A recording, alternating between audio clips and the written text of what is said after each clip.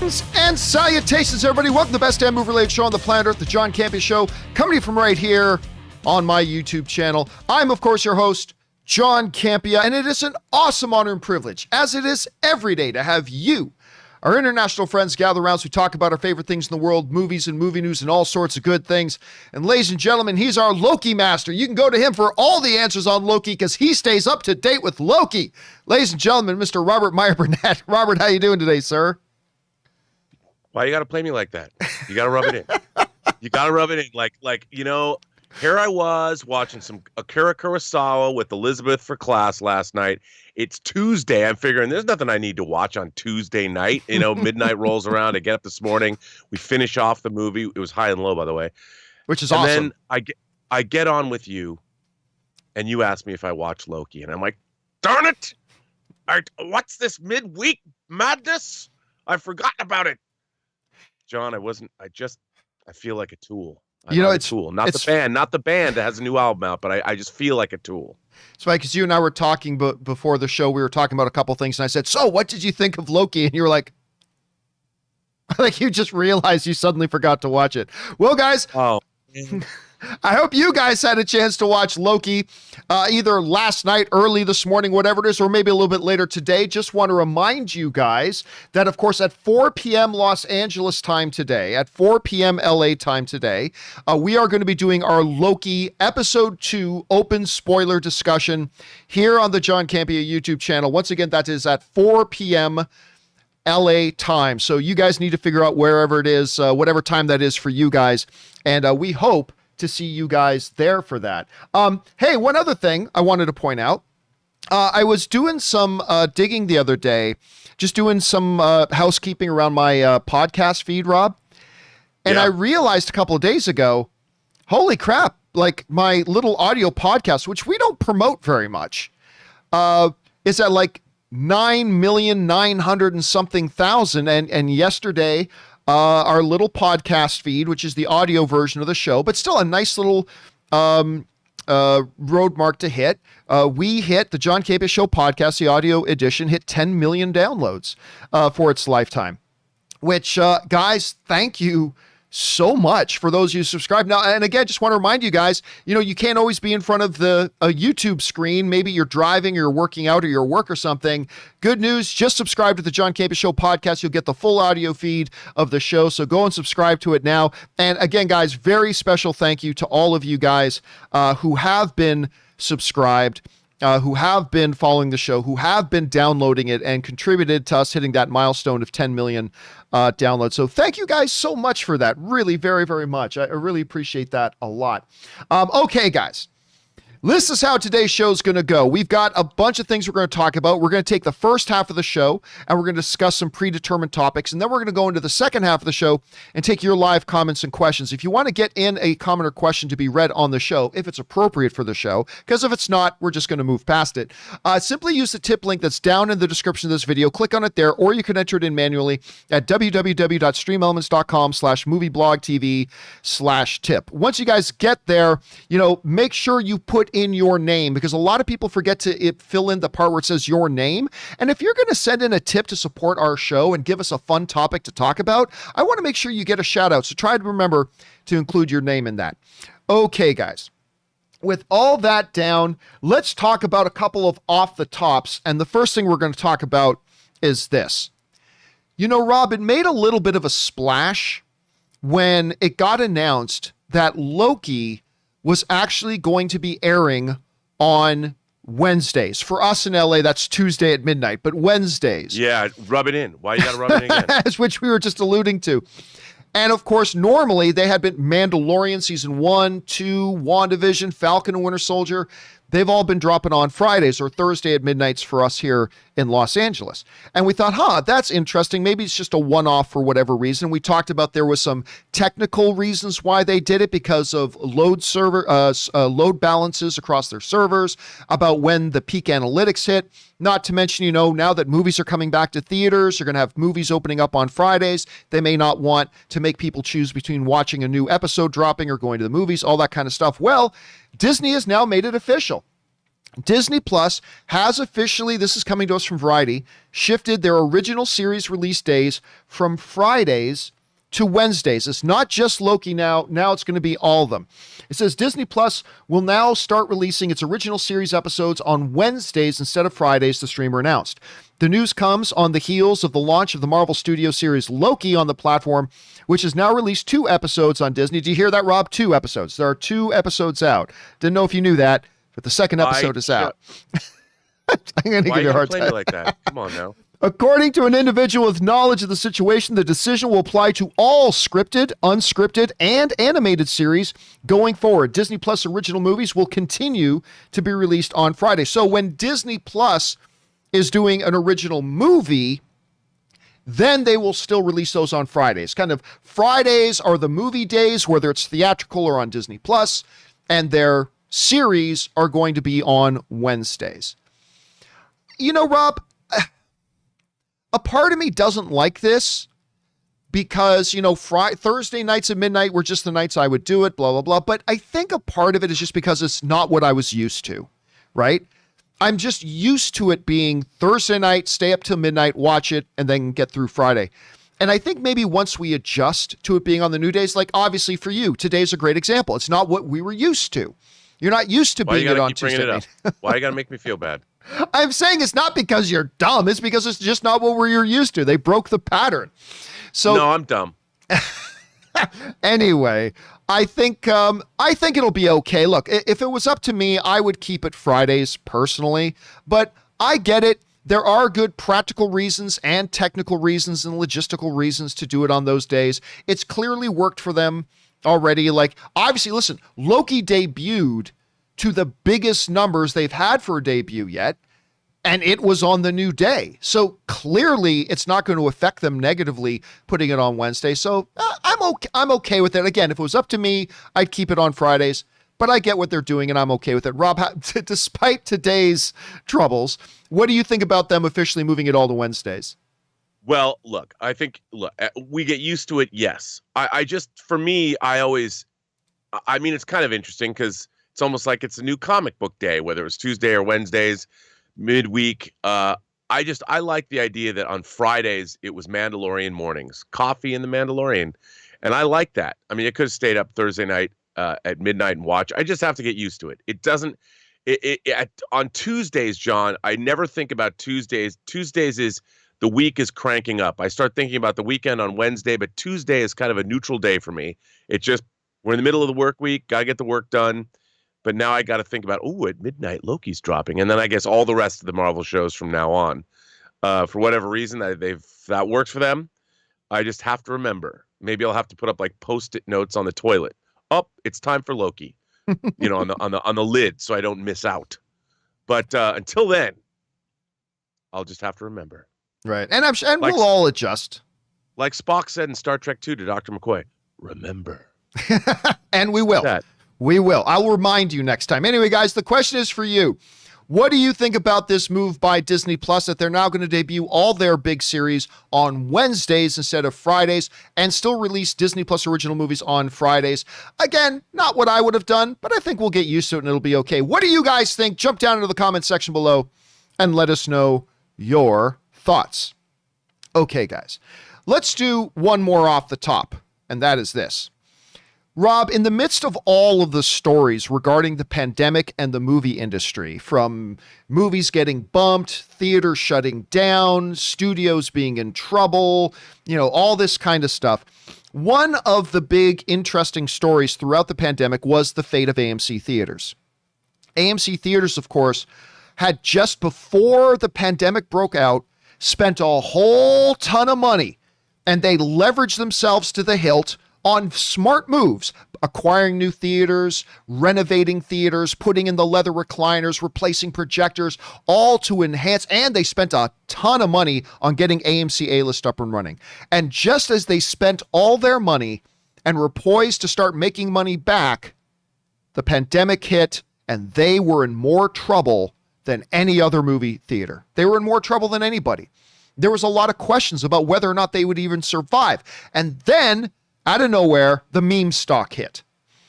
And values of their stock, which once hovered down around $2, shot up to 20, and then later up to 30, and then up to 50 and 60 and teasing 70. It's dropped back down a bit now and whatever.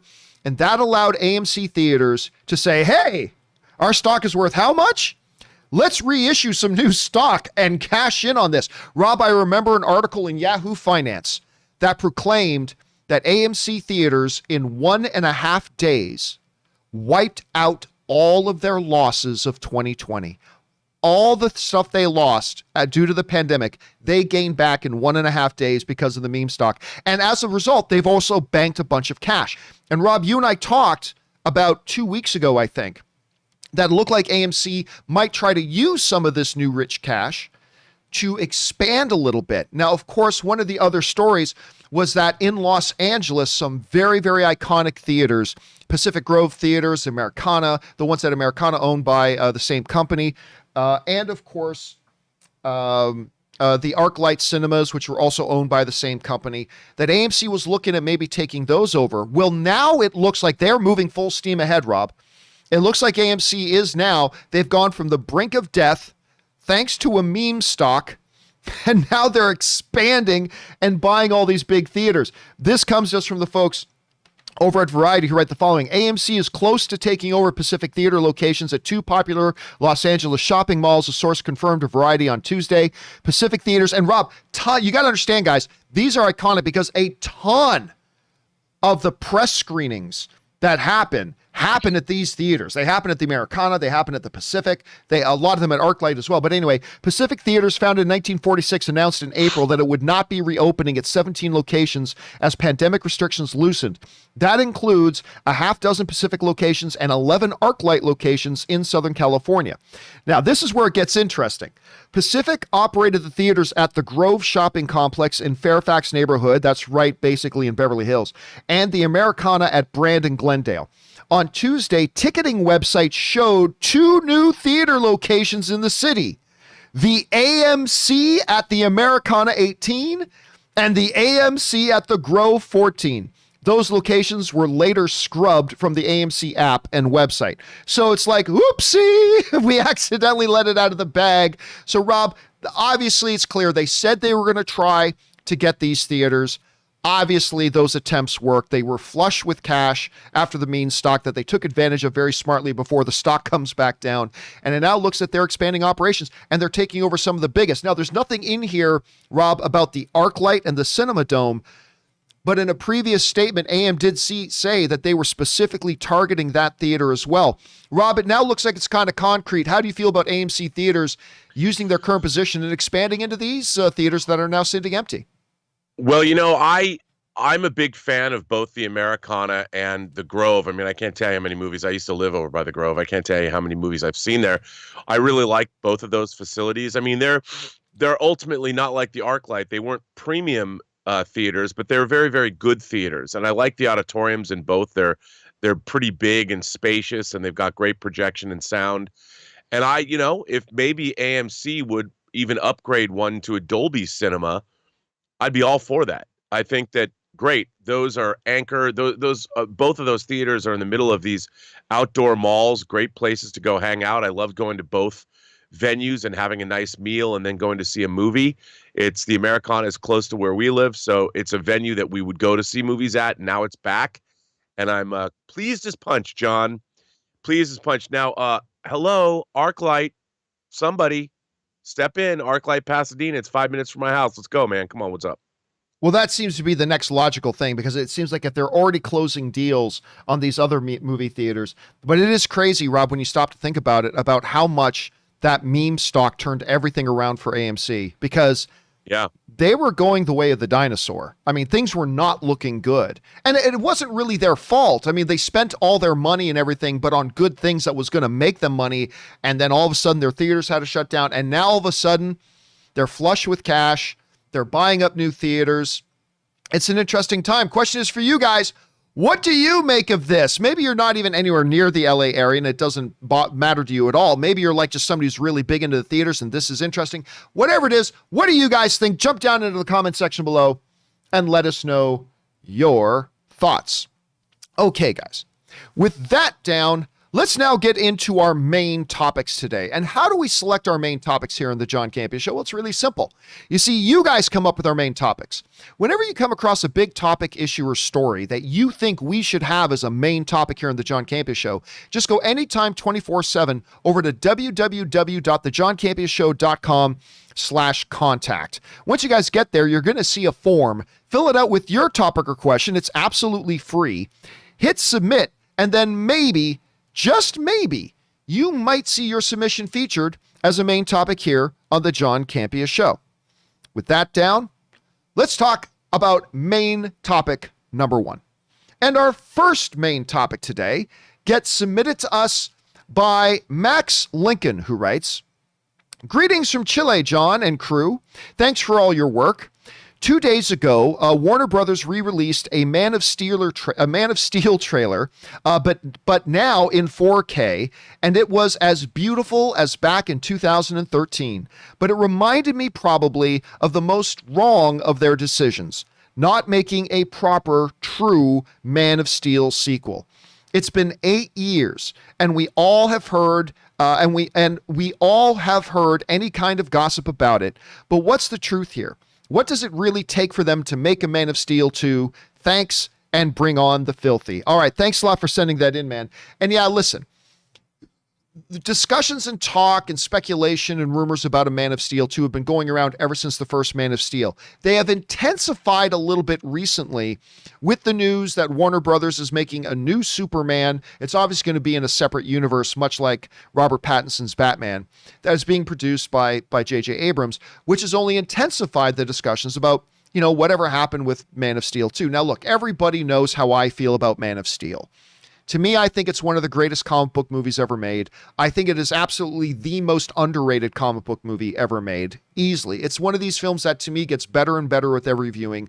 I love this film. And Henry Cavill is my all-time favorite Superman. Of course, there's Henry right there. Wait, where is he? There he is, right there, standing right there, overseeing the studio and the office, protecting everything.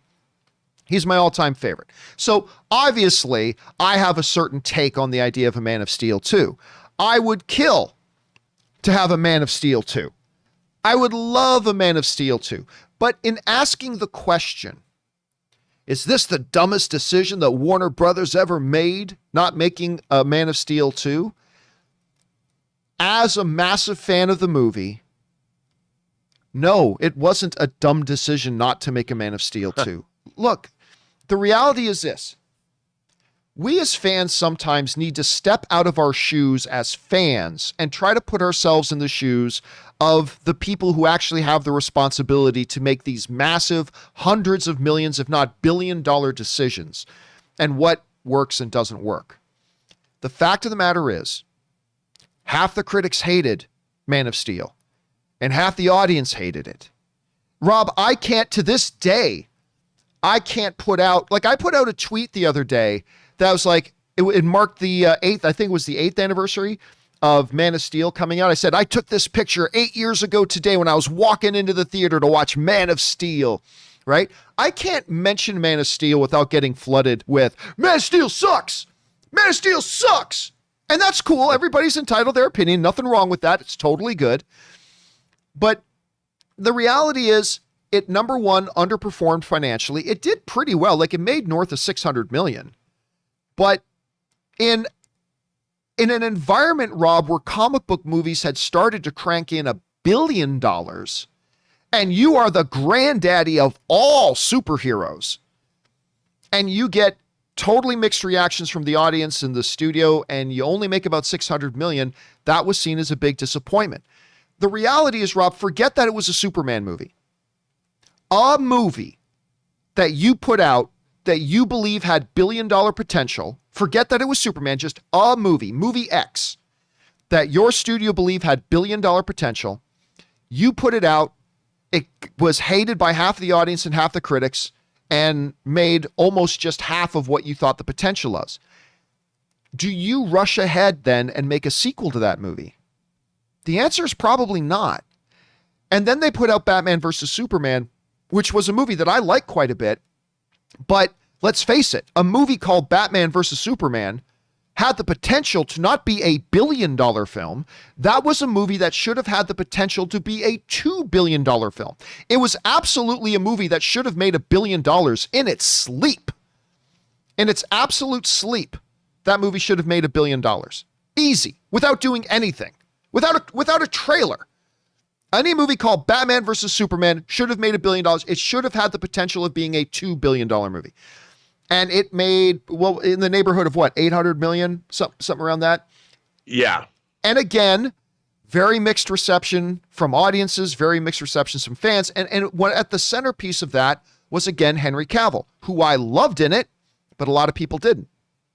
So, Rob, it comes back to that same struggle that sometimes we as fans, because I would give a pinky finger to see Man of Steel 2 with Henry Cavill, obviously. But when I put myself as a fan in the shoes of one of those executives, is it really something that they should? Now, I would have understood if they did. Would have been cool if they did. And I think there's an argument to be made about why maybe you could risk it.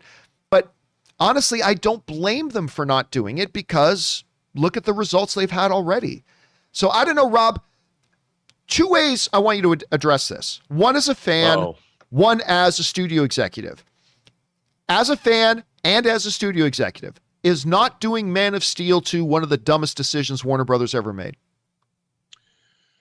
I think it is. And look, I've always looked at Man of Steel as a science fiction first contact story within the context of Superman. And I liked it for that reason. I thought, look, everybody wants Superman to be a certain way. Everybody has their own vision of Superman, whether it's the Superman, Christopher Reeve Superman, or Superman the Animated Series, or, Justice League International, or whatever comic iteration of Superman that you like. But for me, what I really liked about Man of Steel was it was an attempt to say, okay, if Superman came to our planet right now, well, what would that be like? Or Kal-El, Clark Kent, realized he was Superman today. And then, of course, an alien force arrives on Earth to deal with him. And I liked it from that perspective. Like, I didn't watch Man of Steel and think, well, I want my Superman to be this way. I was watching it for what it was presenting to me, and I really enjoyed it. And I think that it's also the story of Superman himself being forged. That's why the movie's not called Superman. It was called Man of Steel. Now, once the Man of Steel realizes he's the Man of Steel, then he can become Superman. And I thought the second movie, because Warner Brothers has never made a movie just Superman. There was Superman the movie, but nobody ever made a movie just called Superman. Or the Man of Tomorrow, or maybe the Man of Steel, then Man of Tomorrow, and maybe the third film should have been Superman. But I think Henry Cavill was great in the role, and by the end of Man of Steel, he's in a different place. He's saved the Earth. And I was like, well, of course, the next movie will make $1 billion, just like the trajectory of any other superhero franchise over across the street at the MCU. It's like, if you look at the grosses, aside from Iron Man, if you look at the grosses of Thor and Captain America, they weren't billion of the first movies. Captain America, the first Avenger, and the first Thor, they weren't $1 billion grossing films. They have to build on what they've done. And I think if you made a Superman movie that was more along the lines of what a traditional Superman story is thought of, they would have made $1 billion. But they didn't give him that chance. I disagree with that. Because I've heard a lot of people make that argument before. That, well, the first Thor didn't make $1 billion. Yeah, that's because when those movies came out, comic book movies weren't making billions of dollars yet.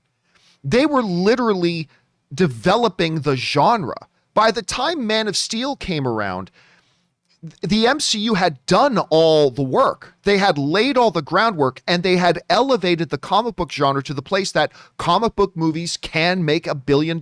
Whereas when Thor, the first Captain America, or the first Iron Man movie came out, that wasn't the environment. When Man of Steel came out, it was the environment that they were making that. And here's the other problem, Rob. Like, the idea that a Man of Steel 2 would have made $1 billion, according to what? Half the critics hated it. Half the audience hated it. I don't think there's any tangible circumstance that we can point to say that we can confidently believe that the next Man of Steel would have made $1 billion, because they put this same Superman in Batman versus Superman, and it still failed to make $1 billion. So I don't know that I see that equivalency yet.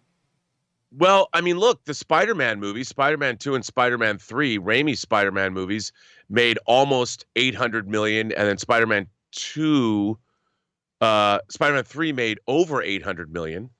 And I think that it even with half the audience, but they were beloved. Hating, I mean, those first two Spider-Man movies were beloved. People loved them. Man of Steel, but critics it still made over $650 million. And that's, I mean, for half the audience hating it, if they could have made a course correction and give people more of a traditional Superman story, I think it might have. You know, it could have. By the way, the first one should have as well. It's just that I think that as much as I enjoyed it, obviously people expected something else from a Superman movie. Yeah, that's true. And it was, you know, look, Superman has traditionally been a 4-quadrant character.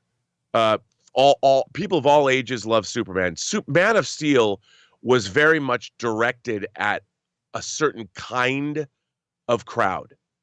And it was, I mean, look at the end of that movie. It's very apocalyptic. It's very brutal. It ends with Superman, well, committing a needed murder in order to save the world. And it wasn't the traditional Superman story that everybody has known. But if they had course corrected a little bit and gave people more, I mean, Batman v Superman also is about just about as opposite from a Superman feeling movie as you can possibly get. And I think that the vision that Zack Snyder brought is a particular vision that is not a 4-quadrant vision. And I think that might have had something to do with it. But if they had changed it up a little bit and made the film, you know, end on a grace note with the sun shining or something, and, you know, Superman and Lois sitting in a field somewhere looking at butterflies and arm in arm having a picnic lunch, maybe it would have done more. But, you know, who knows? I mean, look, there's nothing more I would want. You know how much of a huge freak I am for Man of Steel and Henry Cavill as it, and I want them to do another one badly. And if I was, I don't know. I always lament the fact that, my God, they gave us such a great movie with a great Superman, with a great story in these modern times. I know you were right when you pointed that out. There was a lot of people who went in, I think, to Man of Steel with a predetermined idea about what they wanted that Superman to be. They wanted him to be the 1970s Superman. They wanted him to be Christopher Reeve I love Christopher Reeve, but with the little curl and, gosh golly, ma'am, I'll get that kitten from the tree for you. And, oh boy, this apple pie is swell. I mean, there was a lot of people who went into that Superman movie, and we know this because they said it. They said, that's not my Superman. I want a Superman that does this. And I've always lamented that people never gave it the chance just to be what it was, because what it was, I thought, was brilliant. I thought it was absolutely brilliant what they did with that film, and I wish it had more success. Anyway, the question is for you guys. What do you think about that topic they brought up? Do you think it was a really bad move to not do a Man of Steel 2? Not as a fan, but put yourselves in the shoes of a studio executive. Was it really that clear that you should just go ahead and do it? I wish they would, but I kind of get why they didn't. Others may think differently. How do you guys think about that? Jump down to the comment section below and let us know your thoughts. Okay, guys. With that down, let's move into main topic number 2. And our second main topic today gets submitted to us by Raymond Reddington, who writes, Deadline has reported that Megan Boone of NBC's The Blacklist will be leaving the show after its season 8 finale. Apparently, this was in the works before the network reported that the show was renewed for a season 9. Her character has been at the heart of the show, along with veteran actor James Spader's Raymond Reddington. What do you think this does to the mythology of the show, and what does this say about season 9 and any other future plans? All right, thanks for sending that in, man. And yeah, listen, The Blacklist is a show I've been watching. I started watching Blacklist because it's James Spader. And who doesn't love James Spader? And I'm like, yes. Who doesn't? And his character of Raymond Reddington in Blacklist is great. I love the character. And it set up this really great thing. The pilot episode is Raymond Reddington, the number 1 most wanted criminal in the world, all of a sudden out of nowhere comes and turns himself into the FBI, says he'll only talk to Agent Elizabeth Keene, being played by Megan Boone. And it's a mystery. Why would this guy turn himself in? And of course, he says he has this blacklist of all the top criminals in the world, and he'll help take them out. So the show was both kind of a procedural, and like it was both episode of the week and an overarching story at the same time. It's really good. They reminded me a lot of Supernatural, Rob, where it was definitely a monster of the week, but it also had an overarching story to it. And I've enjoyed it a lot.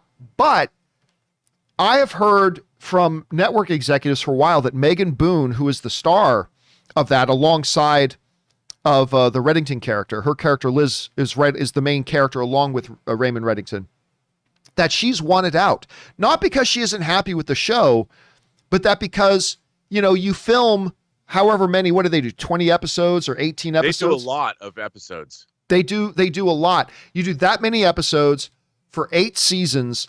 Suddenly you've done close or over 100 episodes, and she just wants to do something different. It's time. She spent a lot of years there, and she wants out. So I wasn't surprised at all when I heard this story. Rob, actually, you were the first one to bring it up to me yesterday, Rob. You were the one who mentioned it to me yesterday that she was stepping out, and I was like, I'm not surprised because we've heard for a couple of years that she was kind of itching to get out.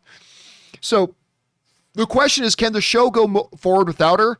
The answer is yes, because despite the fact that it was supposed to be hers and James Spader's show, clearly Raymond Reddington is the figure of the show. And I think they did 6 or 7 episodes this year without the Liz character in it. So I think it becomes kind of a no-brainer that, they can move forward in the show without her. They'll close off whatever her story was. There's only 2 episodes left this season, and they're going to wrap up her story in those 2 episodes. And then next season, they'll just really put more focus on Raymond and move forward from there. Now, and Rob, that's the other thing. No showrunners go into a new show thinking they're going to make it 8 seasons. That's very rare these days. It's very rare that a show can go that long, right? You can probably name just on your hands how many shows are running right now that have gone 8+ seasons, or maybe even a little bit more than that. But still, it's a relatively small. A lot of shows last 3 seasons, 4 seasons, 5 seasons, whatever. So the reality is this has probably gone longer than Megan Boone ever thought it would go. It's probably gone longer than the showrunners ever thought it would go. But so I don't know, Rob, you hear about this. One of the main stars of the show is leaving. Should they just kill the thing now, or does it make sense that they can go on and do a season 9? Hell no, they shouldn't kill it. James Spader rules. Raymond Reddington is awesome. I mean, I think that look, at the heart of that show, I've loved that show since Raymond Reddington first walked in and gave himself up in that first episode. Yep. And I liked Megan Boone. It's great. She's fine. But let's face it. If she was gone for as much as she anchored the show, it's not like I'm going to miss her. I'm sorry. I mean, and I really like the Blacklist, but I did find a lot of the storylines that focus more on her and whether or not she's his daughter or not. Wink, wink, nudge, nudge. How long did that go on? It's still going on. Probably can be going on. I mean, hell, clone her and have her come back as a different actress. As long as we get a little bit more Raymond Reddington, I'm cool. It works. I agree. Question is for you guys. What do you think about the news that one of the big stars, Megan Boone, who has been the star of this show for 8 seasons, is now leaving, and that's going to continue on season 9 without her? Do you even watch the Blacklist? Do you lose interest in the show? Do you not care as long as James Spader is still there? How do you guys feel about it? Jump down to the comment section below and let us know your thoughts. Okay, guys. With that down, let's move into main topic number 3. And our third main topic today gets submitted to us by Liam. And Liam writes, in an interview with comicbook.com, Tyrese Gibson, who is playing FBI agent Simon Stroud in Morbius, he was asked if the film is part of the MCU in the Avengers world. Gibson answered with, yes. What do you think of this? Could he have just made a mistake? Love the show. All right. Thanks a lot for sending that in, man. Appreciate it. And here we are talking about Tyrese Gibson again. It's been a while. Been a little bit since we've talked about Tyrese here. Of course, I think the last time we really talked about Tyrese was when he was having his meltdown and starting online feuds with Dwayne "The Rock" Johnson and all that kind of stuff and whatever. And And you know what? I don't know if people know this. Full credits to Tyrese Gibson, because I thought it was really dumb what he had done when he was starting all that crap between him and The Rock, because The Rock wasn't doing what they wanted him to do and blah, blah, blah. And he had just a complete meltdown. And I gave Tyrese Gibson a lot of crap for it. Full kudos to Tyrese Gibson, though. Like, seriously, because he came out and he apologized and stuff like that. But then he actually later reached out to me personally. And, full marks to him for that. Full marks. Now, that being said, and then he went on and put out that cop movie, Black and Blue, which I actually really quite enjoyed. I thought he was really good in it. Anyway, so he's doing an interview with comicbook.com, and he's asked a question. And the questions he's asked is this, it was straight up, is this in the MCU? Is this in the Avengers world? Is that where Morbius is happening? Because obviously a lot of us have been talking about that because, Michael Keaton popped up in the Morbius trailer, which is like, wait a minute, what the hell's going on here? There's a Spider-Man graffiti and mural on the wall in one of the scenes in the trailer. So obviously a lot of us are talking about that. Is that a possibility? So he gets asked, is it? And he says, yes, it is. It's in the MCU. It's in the Avengers world, which obviously he's one of the stars of the movie. So a lot of people start running with it. Now, I give a lot of outlets a hard time sometimes, Rob, because, they start running with stories that come from completely illegitimate sources. But this is one of the actors in the movie.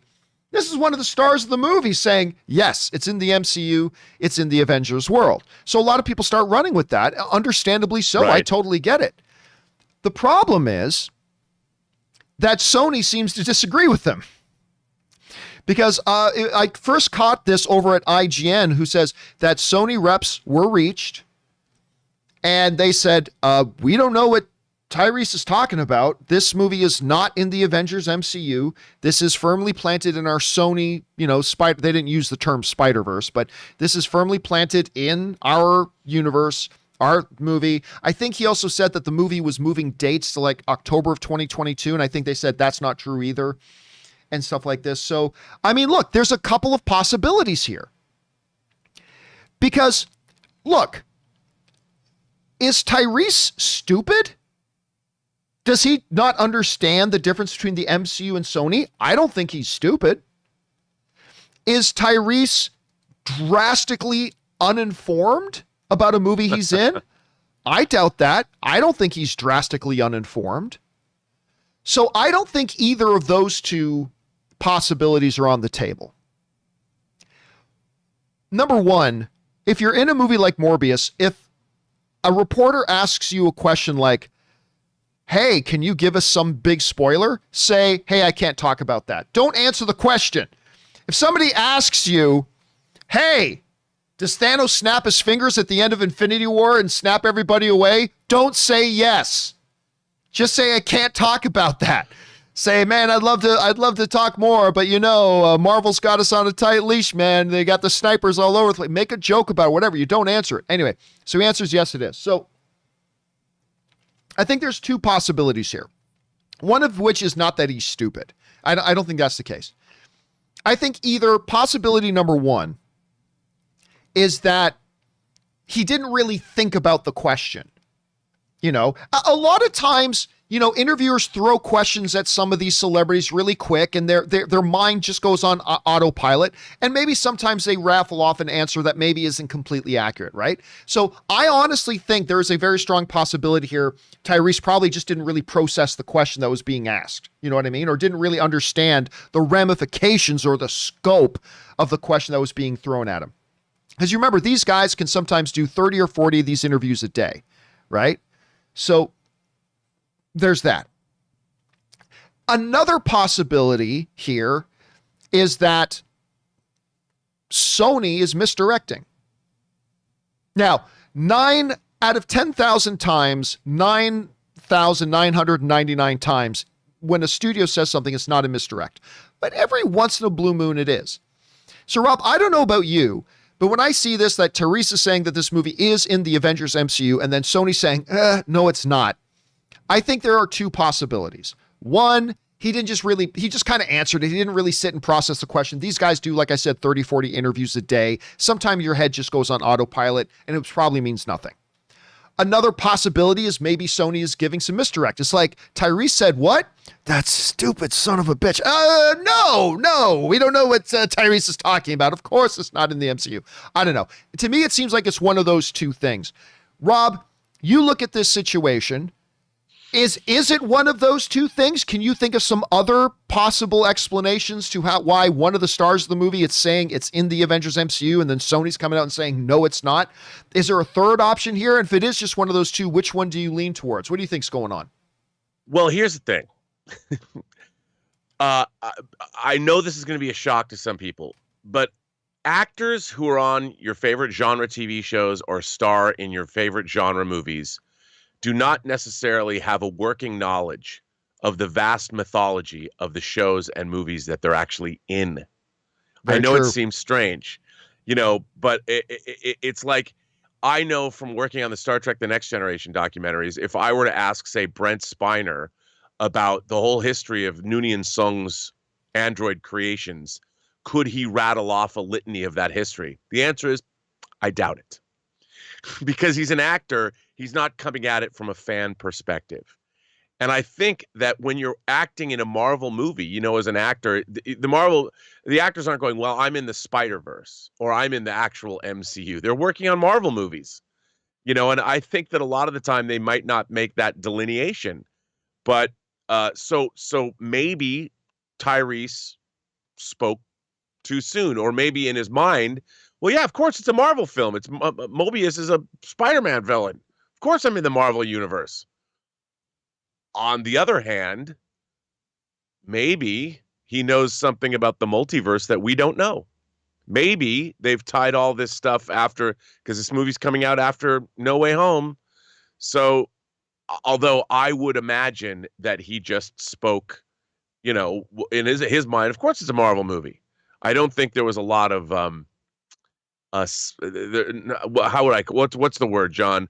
Comprehension about whether or not, that, like, in my mind, if I was him and I'm starring in Morbius and it's a Spider-Man offshoot, I'd be thinking, yeah, of course I'm in the Marvel universe, and that's something that is, we as fans who pick over every single detail and speculate, most people don't do that.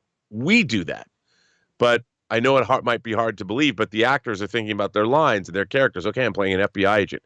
They're not going back and reading. I mean, some people are, but they're not going back and they're reading, the history on the Marvel Wikipedia about how all this is working together. So I think he probably just misspoke. It's not really knowing what he had said. I think you're right. I think that's I think that's probably most likely. Actually, go back and look. Remember when Gwyneth Paltrow, I'm trying to remember the exact circumstances, but I think Gwyneth Paltrow was on, I might be mistaken about where it happened, but I think Gwyneth Paltrow was on Jon Favreau's show Chef, which, by the way, if you guys haven't watched Jon Favreau's show Chef on Netflix, you totally should. It's great. It's really fun to watch. But I think Gwyneth Paltrow was a guest with him and they were cooking, whatever. And I think the Spider-Man movie came up and she didn't even remember that she was in that movie. She's like, no, I remember that, Rob? When she was like, no, I wasn't in that. And they were like, yeah, you were in that. So, I mean, I think that goes along really tightly with what you're saying there too. I think if part of it is just like Tyrese is just, oh yeah, sure, we're in that superhero universe. Again, I don't think so. I don't think Tyrese was lying. I don't know that Sony is misdirecting. I think it's just the way it was all interpreted, but we'll see. There's still a long ways to go. Maybe we'll find out what's going on. Question is for you guys. What do you make of that? Tyrese saying that, oh yeah, it's in the Avengers world, and Sony saying it's not. Maybe it's one of the options that we didn't mention here. What do you guys think? Jump down into the comment section below and let us know your thoughts. Okay, guys, with all that down, let's now move on and spend the rest of our time today taking in your live comments and questions that you guys have sent in. Once again, if you want to send in a live comment or question to be on this show or maybe in an upcoming companion video, depending how much time we have here today, just simply use the tip link that's down in the description below, or you could enter it in manually at www.streamelements.com/movieblogtv/tip. And thank you guys for helping us out here. Okay, next up. By the way, I want to address Evan Stilka saying, John, you're spreading fake news. Sony never denied the MCU comments. Yes, they did. Just go to IGN. IGN and several other places are reporting that, so you can go and check that out there. All right, let's move on here. We're going to get things started with Ryan Lohner, who writes, Ned Beatty, who of course just passed away. Ned Beatty finally made it into Otisburg. I'll be rewatching Toy Story 3. Oh, that's right, because he was the big stuffed barrel. What was it, Lotso? I think that was the name of his character. I'll be rewatching Toy Story 3 tonight and marveling at how effortlessly his performance slips from refined Southern gentleman to pure evil. And yeah, it hit me more, Rob, after we did the show and talking about the passing of talking about his passing, that it was like, man, I went back and watched some clips. I didn't watch the whole thing, but I went back and watched some clips from the original Superman movie. And again, just that charm he could do. And then you go and watch some clips from Deliverance or Network or whatever. And I totally forgot about the Toy Story connection as well.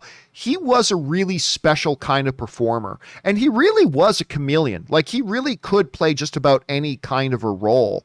But now, we've had a little bit of time now between now and when Ned passed away. What are your thoughts now? What are you thinking about that?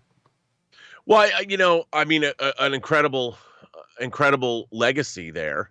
And I look fondly on all of it, and right. Yeah. All right. What can you say? I mean, it was just when I was one of those ones that really surprised me. Like when you hear Ned Beatty passed away, like it just catches you by surprise. I don't know. I just expected that guy to live for like another 50 years. I don't know why I just did. Dude, I agree with you. And, there were things like when he was in Homicide, Life on the Street, and he really had an ability to, he would embody roles to the point where he didn't stand out. He just felt like he should be there. But I still go back to, if anybody's never seen, one of my favorite movies is a movie called Network about the television industry. It's very prophetic, from the 70s. But he delivers a speech. Just type in Ned Beatty Network speech. Yeah. Even if you've never seen the movie, and just listen to that speech. And it's great. I mean, I know everyone thinks about Otis, but I mean, I can't help but think about Deliverance. I mean, my God, yeesh. And then, but that Network speech, man, I actually went back and I probably watched it like 4 times. But he lived a great life, and he's left us a great legacy of work. Yep, absolutely. And that speech is what got him an Academy Award nomination. I like a lot of people think it was that speech specifically. All right, next up, we got Max, who writes, have you had the chance to watch Sweet Tooth on Netflix? If so, what are your thoughts? Also, sorry to hear you had a terrible experience with Disneyland. Yeah, I'll never go back, especially on your anniversary. Well, you know what? I did. I heard great things about Sweet Tooth. And so I decided, Anne was out. Anne was out for a few hours. So I thought, you know what? I got a little bit of time to kill. I'm going to watch the first couple episodes of Sweet Tooth. So I sat down and I watched the first 2 episodes. And Rob, I don't know what to say. It just didn't do it for me. I didn't find it. It didn't hook me. It didn't bring me in. It's not like it was hot garbage. It's not. I'm not saying I hated it. I didn't. It's just that I thought, well, all right, it's okay. So I got on Twitter and I asked people, Rob, I said, listen, for those of you who've watched Sweet Tooth, if you weren't really loving the first 2 episodes, will it change if I hang in there? And I had a lot of people write to say, yeah, if you didn't like the first 2 episodes, the show's probably not for you. And then I had a lot of other people write to me and say they kind of ditched after the first couple of episodes, but a lot of other people are liking it. Rob, I don't know. Have you had a chance yet to check out Sweet Tooth at all? Or does it even appeal to you right now?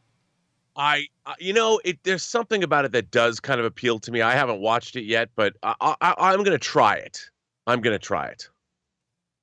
All right.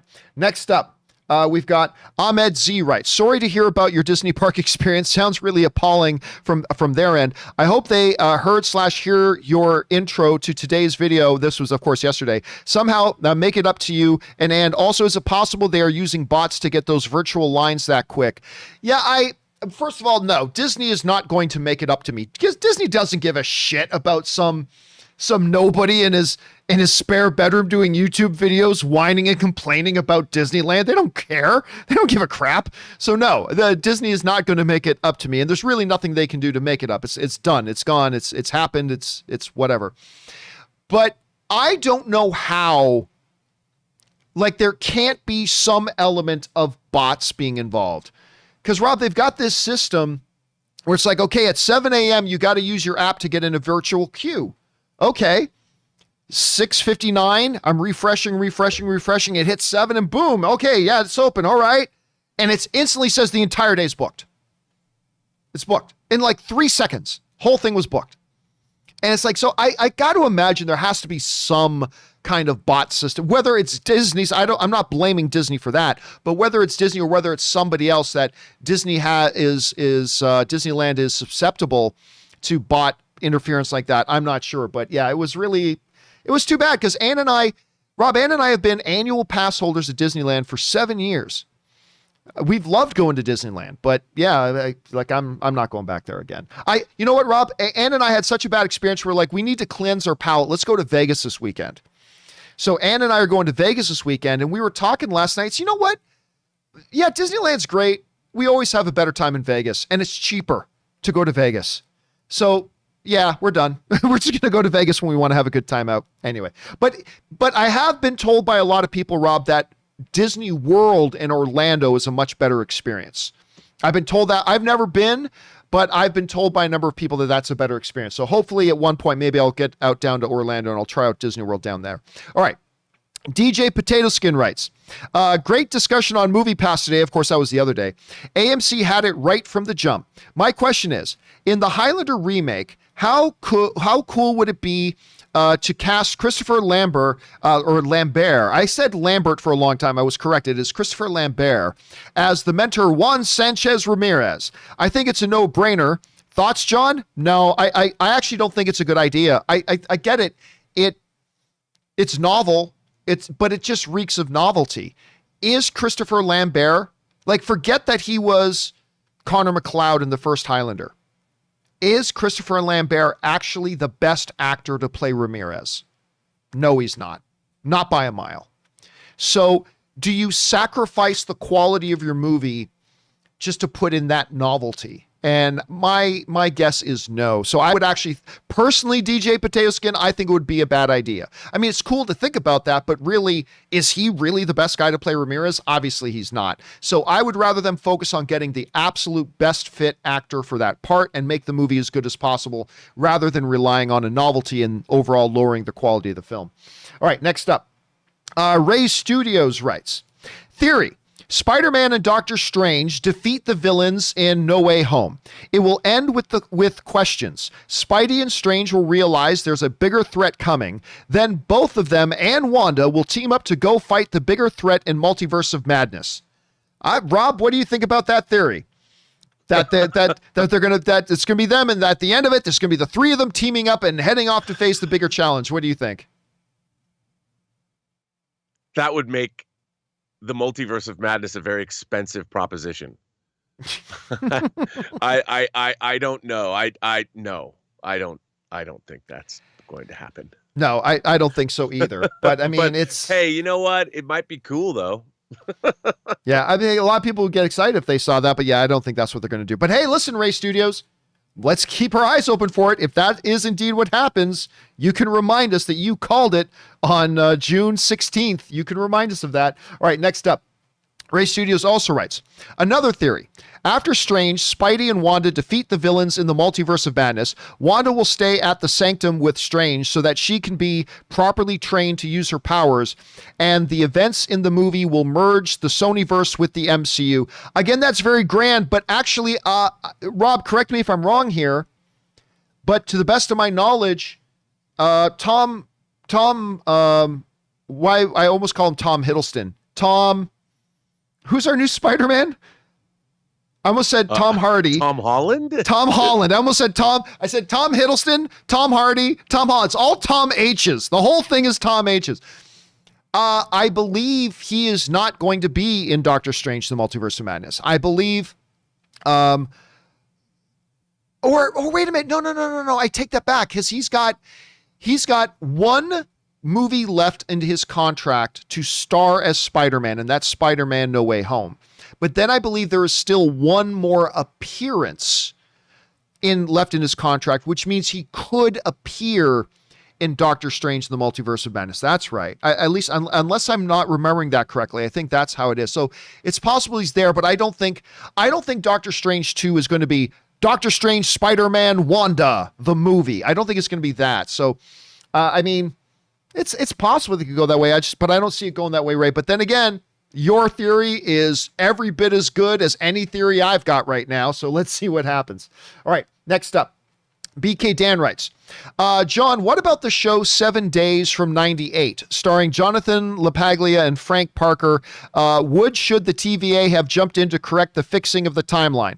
Since I have no idea what 7 Days is from 1998, I have no way of answering that question. Rob, are you familiar with the show 7 Days back from 98? Yeah, I remember that they could go back in time 7 days to like fix that's all I remember about it. I never really watched it. Dude, right. In the 90s, I hardly watched any television at all other than Star Trek. That was it. There you go. All right, next up, BK Dan also writes in, John, by the way, happy late anniversary. Of course, this weekend was mine and Ian's anniversary. Thank you for that, BK. I appreciate that, dude. All right, next up, we've got Brand Solis who writes, when I feel low, I watch the video of Vin Diesel trying to flirt with a reporter, crawling on his knees and yelling, beautiful world, and suddenly everything's all right again. I see him and think there's something about ecstasy pills that just continue to work. I don't even know what this video is. What is this Vin Diesel video of him crawling on his knees to a female? Are you familiar with this, Rob? Have you seen this? I do not know what movie that's from. Is it from something like Boiler Room? It doesn't sound like it's from a movie. It sounds like it's like, actually it says, I watched the video of Vin Diesel trying to flirt with a reporter, crawling on his knees and yelling beautiful. I'm not familiar. Wow. Do you guys in the live chat? Are you guys in the live chat? I don't know, but I want to see that now. Lucid Freem in the live chat is saying it's from an interview. I am completely, okay, look, somebody email me a link to this to john@thejohncampeashow.com. That's john@thejohncampeashow.com. Somebody, Quizantine Watts is saying he was 100% drunk. So yeah, I have never seen this, but God, I want to see this. So please, somebody email me a link to that. I would love to see it. All right.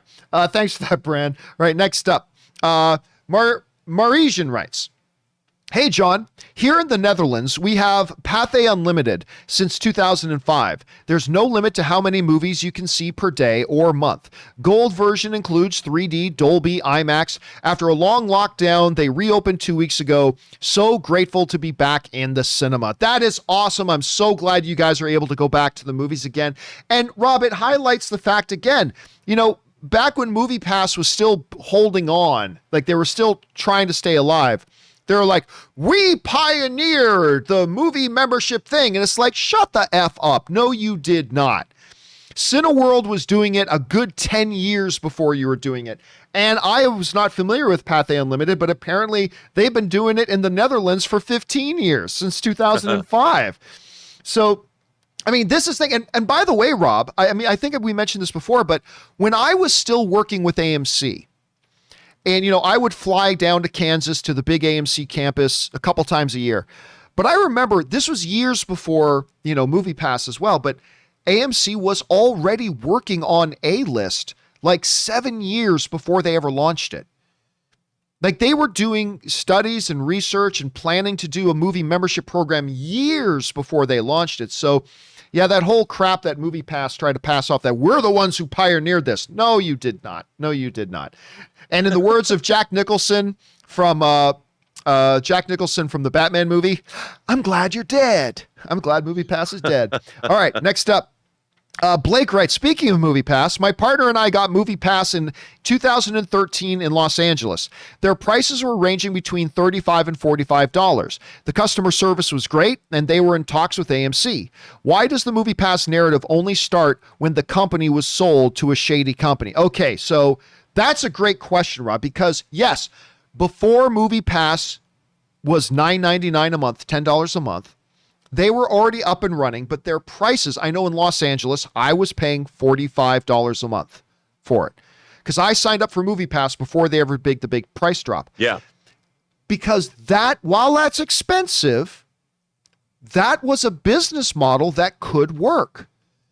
Because it meant I had to go to a minimum of 4 movies a week or a month to really make it worthwhile. And then if I went to more movies than that a month, then I was getting good value. And if there were months that I only went to 3 movies or something, then MoviePass was making money. And their whole thing, Rob, was their business model was that of like a gym. A gym that can only hold 200 people can have 3,000 members, but they know 2,500 of those members are going to sign up for gym memberships and maybe go once a month, and they start making money off that. It was a business model that worked, but it didn't catch fire and get the national attention until they dropped it to $10 a month for 1 movie a day, because they changed their business plan from let's make money from our customers, like a good business plan should, and say, let's just accumulate customers and use them as blackmail leverage against the movie theaters. And that's when they fell apart. Rob, were you ever a MoviePass member prior to when they dropped it down to $10 a month? And if so, what was your experience like using it?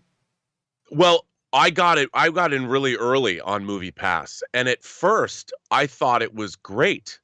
You know, Elizabeth and I both had MoviePasses, and I had a pretty good experience at first, but very quickly, John, shenanigans began happening. There was shenanigans, and I'm like, okay, like it was very easy to use, and we would mostly use it at the Americana, so that's why I love hearing that AMC's turning on, turning back on the lights at the Americana. But then very quickly they started saying, oh, you can't go to this film or you can't do this, and I'm like, and oh, by the way, my pass was I had an annual pass, so it was paid up front. I got it as a gift for the holidays. Nice. And it was already there, and the fact that they changed it at all, I was like, oh, this is not right. And you could tell, because from the very beginning, I'm like, how does anybody make any money from this? Like, it made no sense. Their business model made no sense to me from the get-go. And I just figured, well, there must be something that I don't know. Well, the answer to that was, no, Rob, you knew. You knew. This was too good to be true. And yeah, I'm sorry. But it was really, I have to say, the way they went about it, it felt like I'd paid for a service, and they just kept taking that service away, and it was maddening. The way they went about it was so awful, and it was so antithetical to any kind of consumer business I've ever experienced, probably ever, because they were just lying. I mean, MoviePass was a lie. It was a lie from almost the very beginning. And then they just what they did was abhorrent. And I hope that the FTC, who is investigating them, Federal Trade Commission. I hope all of those people either go to jail or have to pay a fine, because they really preyed on it was a grift. The whole thing was a grift. It was never going to work, and a lot of people were taken in by it. I was one of them. I think a lot of us were. All right, next up, Island Boy writes, I'm always fascinated by people who start something on their own, like you. I love watching it grow. Thank you, man. I appreciate that. You may have answered this question before, but where do you see the show, say, 3 years from now? And is it where you envisioned it would be when you first started? Also, you are a content creator, but also an entrepreneur. As an aspiring one myself, how do you feel in your day to day? Is it filled with ups and downs, joy and anxiety? Do you worry if the show will plateau, or are you ecstatic about the future of it? Thanks. All right. Well, thanks for sending that in, Island Boy. Well, Rob, you and I are both in that kind of same situation. We both started our own things, and we're both kind of doing our thing. Listen, you got to understand, when I left Collider and decided just to go it on my own, I had decided that's it. I am tired for working for other people. Because I had it happen at AMC, and then it really happened at Collider. I build something. I put my blood, sweat, and tears into something. I sacrifice a lot of stuff you guys don't even know that I had to sacrifice to do those things. And it didn't belong to me. It didn't belong to me, Rob. like this realization hit me when I was at AMC. It's like, oh yeah, all this stuff that I'm doing, AMC can just decide to take it away from me if they want, because it's theirs. It's theirs. And listen, I've got no problem with that, because they're the ones paying for it. If you're the one paying for something, it's yours. I don't have any qualms with that. But I just realized that I had myself in a situation where I'm doing all of this, and I'm driving myself crazy for something that doesn't even belong to me.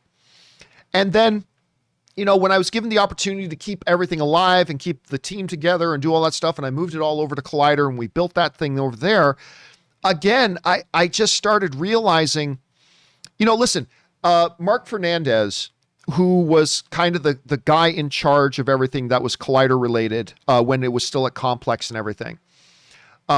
Mark Fernandez and I obviously got to a point where we had our differences. But he and I always got along great, and we have talked since. Mark and I are good. Mark Fernandez and I are good.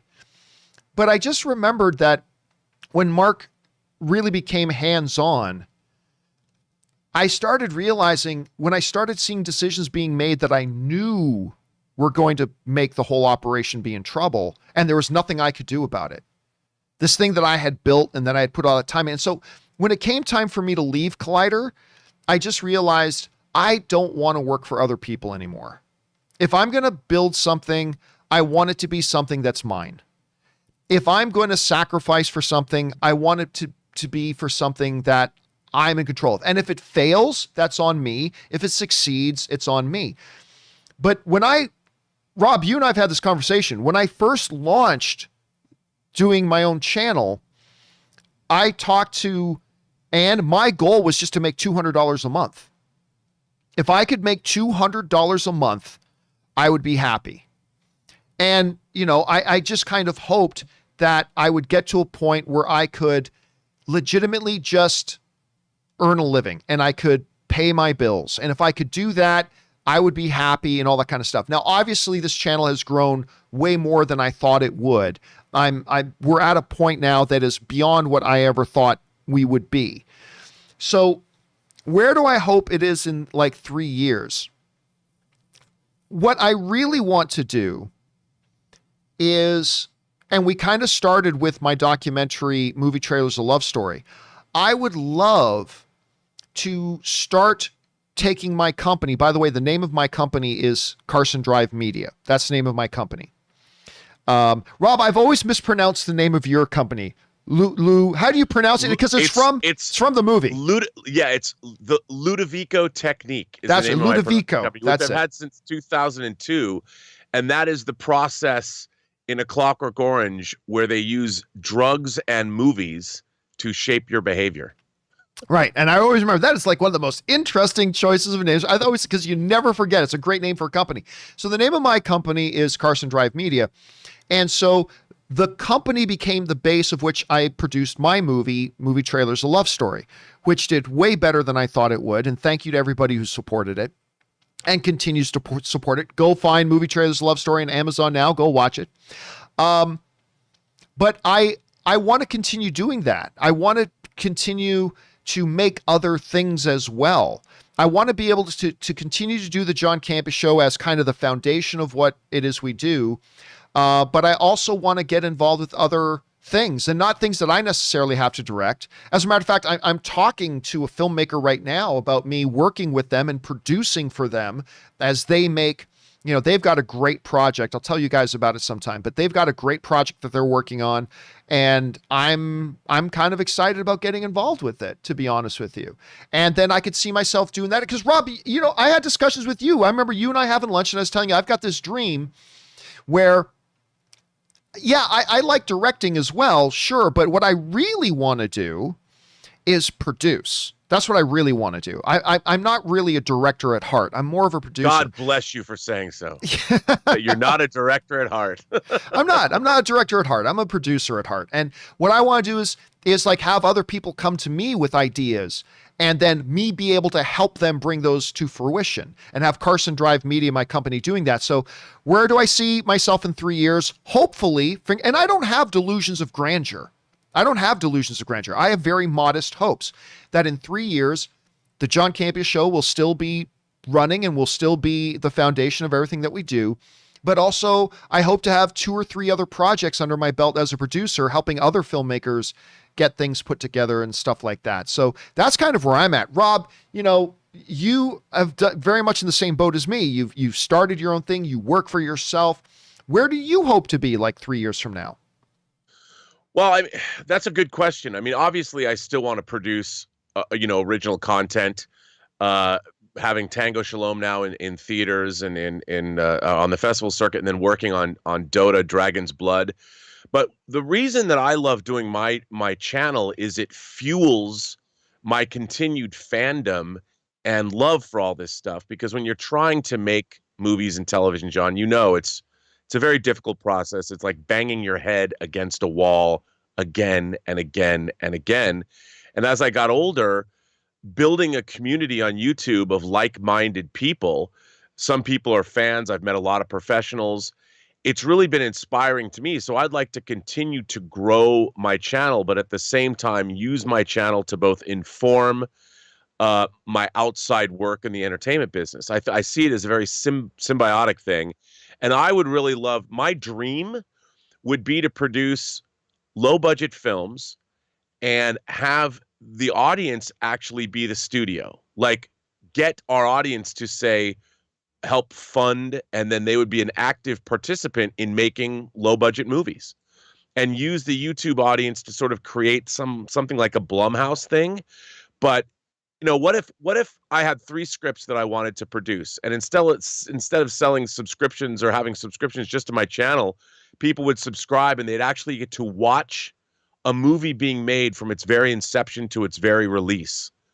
And so the audience becomes the studio. They get to decide which of the 3 studios or which of the 3 scripts that you would make. They get to watch every day of it being filmed. You share the post process. So instead of just talking about filmmaking, we would actually be able to have an active, participatory, symbiotic relationship between the audience and the filmmakers, or something like that. I know it's kind of a crazy dream I have, but I'd love to do something like that. I don't know how viable it is, and there's a lot of logistics involved, but that's what I would like to do, because I think content, is king, but to have your actual audience participate in the making of that content, you're getting both people that can help realize the dream of making it, but also you're also cultivating the audience of people that will watch it when it's done. And I think and share the enthusiasm. And at the same time, I get to talk about, Star Trek and Star Wars and everything else I'm obsessed by. All right. Thanks for writing that in, Island Boy. Appreciate that. All right. Next up, Nosferatu writes, one film cliche that drives me crazy is when a character, usually an authority figure, says, "as you know," and then explains the plot to the audience. Yeah. I mean, but Rob, that is a cliche that happens, but it's an understandable one because it's, number one, very efficient. If you're a storyteller and a filmmaker, it's a very quick, efficient way to relay certain important information to the audience that otherwise may take several scenes to try to reveal to the audience, right? So I get it, but yeah, there's many times that cliche is used. So it's like, all right, well, as you know, when Professor X started the company in 1997, he had an assistant named so-and-so. And it's like, well, wait a minute. If the person he's talking to, as you already knows, why is he saying it all again? Well, because we as the audience needs to hear it. Now, sometimes it's very lazy. Sometimes it's a lazy way to do things, but sometimes it is actually the right move. Sometimes it is, again, Rob, it's a quick, efficient way to communicate information. As long as you're not communicating information that would be better served to be communicated by action on screen, then I think it's okay. When do you ever, is that a cliche that stands out to you a lot when just, they go into explain-o-vision mode and explain it to the audience, or does it work for you? Look, I think it's a cliched trope now. I mean, to me, what I thought was the most interesting way of explaining something to the audience was in Ant-Man, when Michael Pena does his explanation of what happened. Yes. And I was like, here's explain-o-vision or Basil exposition or whatever done in a fresh, unique way that also established Michael Pena's character. And I was like, that's a really cool way to do an info dump. But now, that was few and far between. Everything else kind of, they're tropes. I don't know. All right. Next up, we've got Willow who writes, so if I'm understanding this correctly, is MoviePass's entire business plan to get enough subscribers to coerce theaters to give them a cut of their profits? And when that failed, they started defrauding the customers. Somebody seriously needs to go to prison. You just summed it up perfectly, Willow. That's it exactly. They made their business plan to just get as many suckers to sign up for this cheap little $10 a month, and then use that mass number of subscribers as blackmail leverage against the theaters. And when that didn't work, they started to screw over their customers. And yeah, you're exactly right, Willow. Rob's been saying it for a while too. Somebody needs to go to jail for this. I'm not saying a life sentence, but somebody needs to suffer some jail time for defrauding as many people as they did. All right, next up. Valentin writes, even the TVA doesn't want a Green Lantern movie to have happened. No way they would go after Deadpool like that. And you know what? Listen, I'm going to say something that's not completely popular. I don't think Ryan Reynolds' Green Lantern movie is the complete car wreck that a lot of people make it out to be. Look, am I saying it's good? No, I'm not saying the Ryan Reynolds Green Lantern is good. I'm not saying that. But that movie has upside. I thought a lot of the stuff on Oa was great.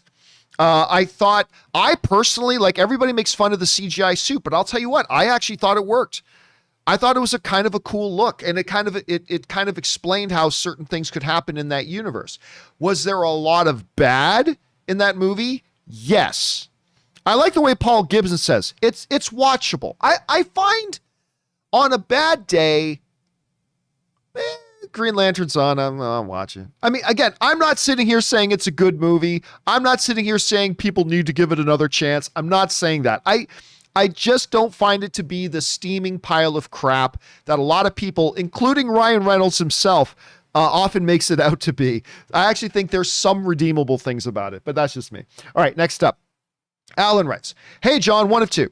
I saw In the Heights twice this past weekend, and I loved it. I loved it too, man. I thought it was great.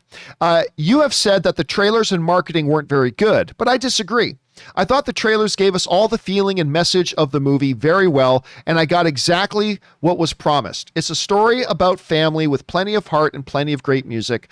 I will say there could have been more posters and TV spots, but that's pretty much it. Even I got emotional when Abuela died in the scene. Well, she kind of just gave away a spoiler, but it's not important. Whatever. Between Smits and Nina. I'm glad the trailers worked for you, Alan, but I think the proof that the marketing did not do a good job is in the box office results. I mean, nobody expected In the Heights to make $100 million opening weekend. That was never expected, but they were kind of hoping for like 25. And it made less than half of that. Like, it only opened to $11 million. And in a world where Mortal Kombat is opening to double of that, Rob, that's not a good sign, because the movie's fantastic. The movie is fantastic. I love it. I think it's great. But again, I think it's just proof that the marketing did not do its job of actually presenting to the audience a good argument to come and see the movie. I don't think anybody knew what the movie was actually about. Like, Rob, in the commercials, they do this thing where they give this line like, there was a neighborhood that was disappearing. They kind of make it sound like, okay, so this is going to be a movie about people fighting to save a neighborhood. But that's not what the movie's about. The movie's not about that at all. Has nothing to do with the movie. And it never really gave you a sense of, okay, there's going to be singing and dancing in this movie, but I don't think people were able to watch the trailer and really know what is this movie actually about. And I think that hurt it. And again, we talked the other day, Rob, that there was no really recognizable stars to attach people to it. A lot of things. Rob, as you look back now, we've had a little bit of time to kind of digest it, but where's your thinking right now about why did In the Heights underperform the way it did?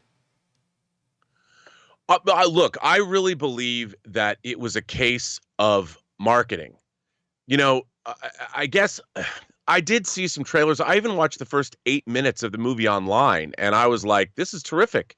I really like this. But I would have thought that you would have seen everywhere banners on the internet, from the creator of Hamilton comes the other Tony Award winning Broadway sensation. Like, I would have thought we would have been steeped in it. And I always had to look like, when is this coming out? Like, it was one of my most eagerly awaited, 10 eagerly awaited films that we talked about on this channel. And even I was like, where is this? When is it coming? And it was, oh, it's out this weekend? You mean it's in theaters? I can go see it in IMAX? And I think they didn't do a very good job. All right. Next up, we've got Ryan Lohner who writes, DC won't let season 3 of Harley Quinn show Batman and Catwoman having kinky sex. Of course, we talked about this yesterday because heroes don't do that. I hope they're ready to have people shoving that quote in their face until the end of time, alongside a bunch of worse things DC heroes do. Yeah, again, listen, like we said yesterday, I get it. Batman is your big marketable IP. There may be things you want him to not do because you're afraid of it, but I get it. Of course, the question I had was, you had him banging Commissioner Gordon's daughter on a rooftop in another animated movie, and you've already got Batman. Like, if they didn't let Batman be in the Harley Quinn show, this rationale would be more understanding. But yeah, it is funny, Ryan, how everybody wanted to talk about it. Heroes don't do that. No, DC, heroes go down. Heroes go down. Real heroes go down. They don't all wear capes, but they all go down. All right. Joanna S. writes, hey, John, I've been a longtime viewer since the AMC days. Thank you, Joanna. Appreciate that. I was wondering what you thought of season 5, part 2 of Lucifer on Netflix. I thought it was the strongest run of episodes to date. Thanks, and bring on the filthy. Well, thanks a lot for writing that in, Joanna. Listen, I am obviously a big Lucifer fan. Did I think season 5B, which is, the second half of season 5 that they just released recently, do I think it's the strongest that Lucifer's been? No, I don't think it's the best Lucifer, but it was great. I really enjoyed it. There's this one scene in it too, where there's this big family dinner that takes place with God, Michael, Amedadil, Lucifer, and the doctor, all having dinner together. God made dinner for everybody. They're having a family dinner. I thought the scene was awesome. Like, one of the best scenes Lucifer's ever had. I love the way it ended. I thought it was great. Now, the best season of Lucifer yet, I don't think it's the best, because there's been some fabulous Lucifer, but I thought it was great. I really did enjoy it. And I am so glad that it's coming back for a season 6. Thank you, Netflix, for bringing it back for season 6. All right, next up, we've got My Comic Planet, who writes, 1 of 3. Well, I guess you heard about the James Mangold drama on Twitter.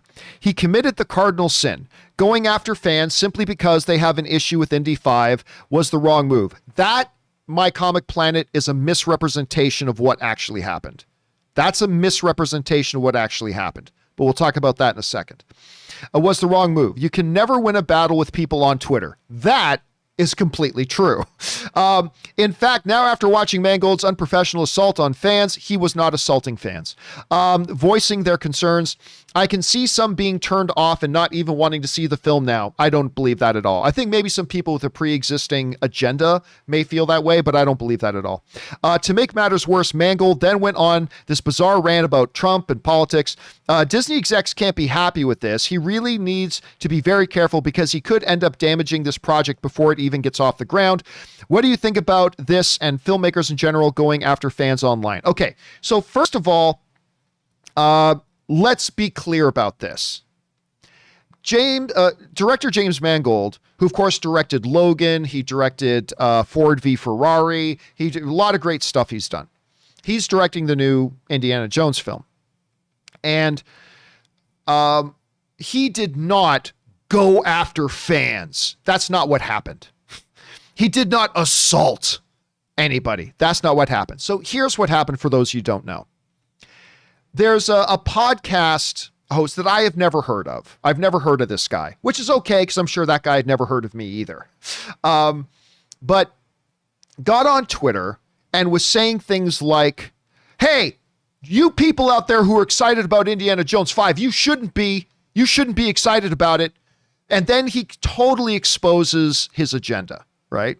Says stuff like, Number one, Harrison Ford's 78 years old, so there's ageism right there. Now listen, Rob, you and I have talked about it. Like we do obviously, we wonder how is, we joke about it a lot too. Like he's so much older than Sean Connery was in the last Indiana Jones movie, or in the last real Indiana Jones movie. Yeah. So I get it, but to cross the line of age, well, because he's old, that means this movie can't be good. That's ridiculous. Then says, don't forget, it's being produced by Kathleen Kennedy. Okay, so right there, the guy, he exposed himself. Like he totally exposed. He's one of these guys that has a pre-existing agenda and whatever. Like Kathleen Kennedy, who I believe has 9 films that she's produced that have been nominated for Best Picture at the Academy Awards. The woman who produced E.T., Poltergeist, Schindler's List, Indiana Jones, like what are 9 films she's produced. Rob, you cannot find a producer with a better resume with at least 20 films or more, other than maybe Kevin Feige. I mean, that's it. That's the company. It's Kathleen Kennedy and Kevin Feige. So the guy obviously exposed his bias. Then he said something completely false. He says, so here's why nobody should be excited for Indiana Jones. It's a 78-year-old Harrison Ford. Kathleen Kennedy's producing it. You mean the same Kathleen Kennedy who produced the other Indiana Jones films that you say you love? Anyway, and it's being written by the guy who wrote Solo. Solo was actually pretty good. But at any rate, but the thing is, it wasn't written by the guy who wrote Solo. It wasn't written by that guy at all. So you have this guy who's got a little bit of a following, like a lot smaller than, like I'm a nobody, and he's got like a 10 times smaller following than me, and I'm a nobody. And not only is he attacking this film with a lot of BS, but he's also spreading false information. He's spreading completely false information, and he's exposing that he has a pre-existing agenda. So I get it. If you're James Mangold and you see this, I totally get it completely upsetting him. I totally understand him being upset by this. Because number one, again, this obviously just trying to promote an agenda. Number two, it's spreading false information. So he responds, and Rob, it's funny, depending on where you look. Because the outlets that share that same agenda that guy has are writing things like, James Mangold has a temper tantrum online. But a lot of other outlets are, James Mangold sets the record straight online. So it depends on who you're listening to. But anyway, so this exchange happened. So here's the problem though, Rob. I understand that Mangold got angry. He had every right to be angry and upset at the BS that was being spewed and the false information that was being spread. I get it. I understand him feeling the need and the desire to want to respond and set the record straight. I get it.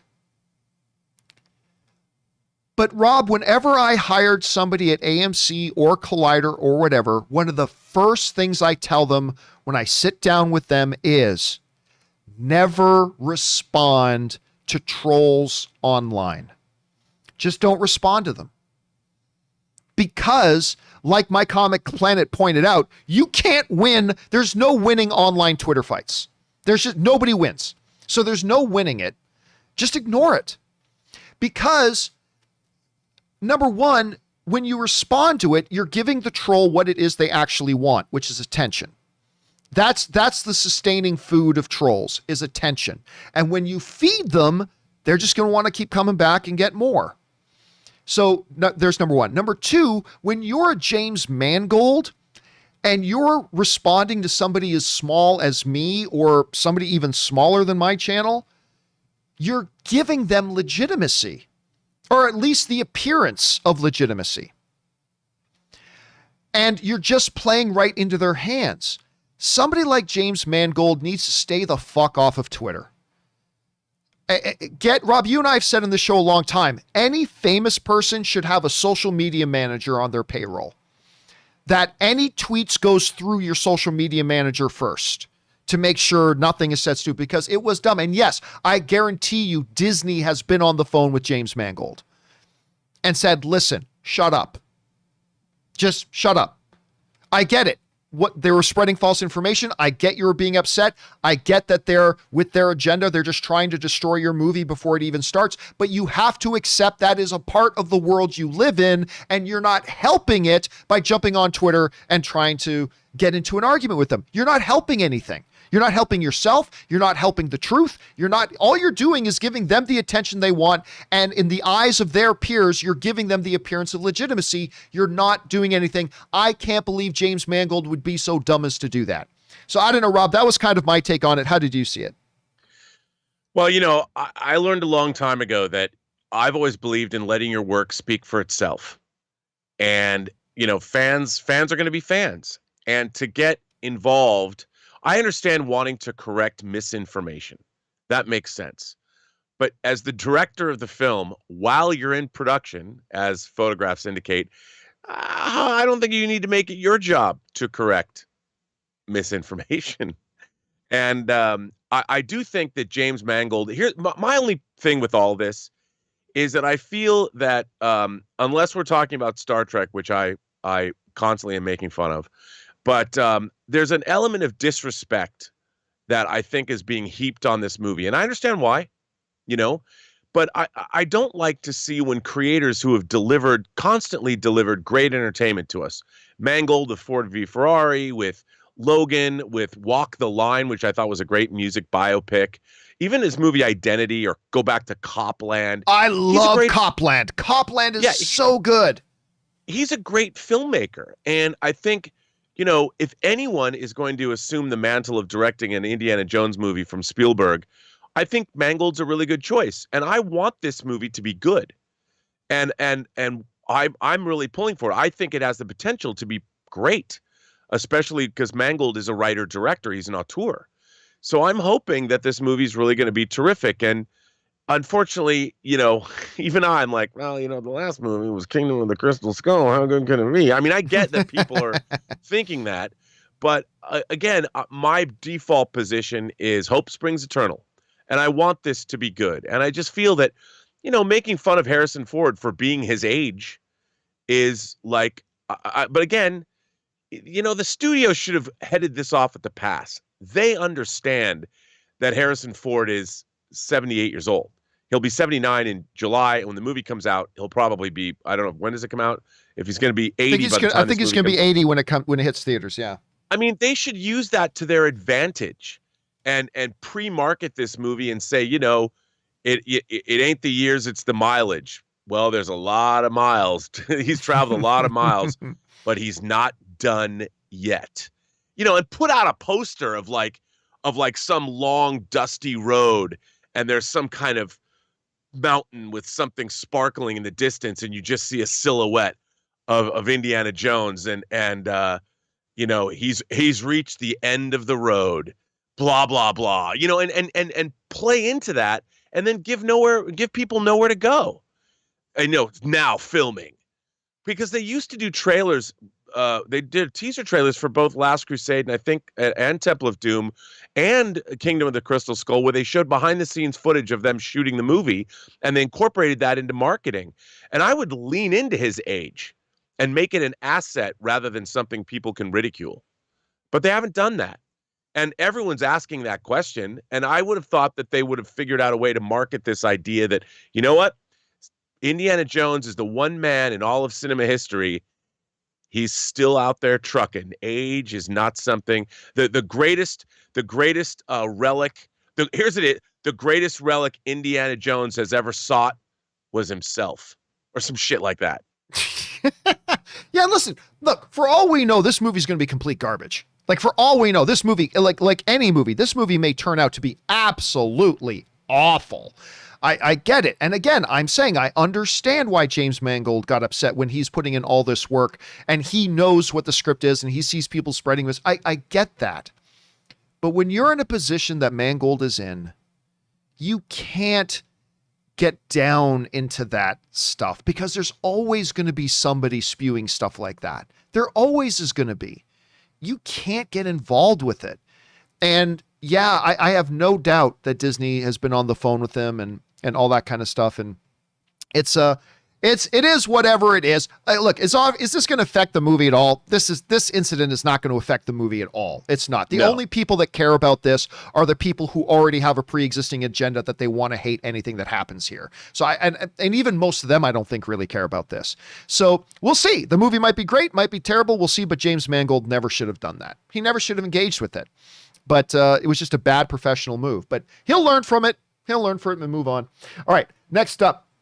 We've got Austin who writes, "Hey, John, hope your day is going well and happy belated anniversary. Thank you so much.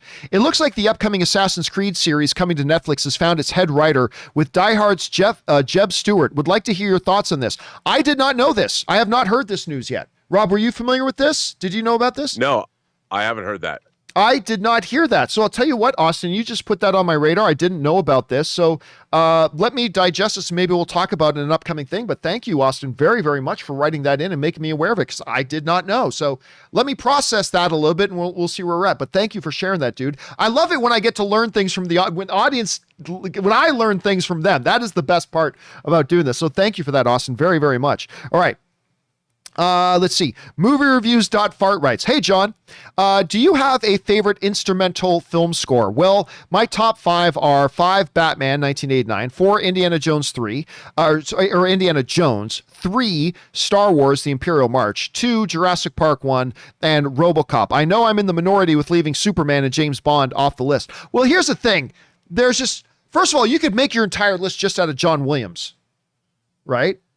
Indiana Jones. Bum, ba, bum, ba, bum, ba, ba. Superman, bum, bum, ba, ba, ba. Jaws, Harry Potter, Star Wars, whatever, on and on and on. You can come up with a million things. He's done them all. Dracula, The Fury, Jaws. Oh, the Jaws one is amazing.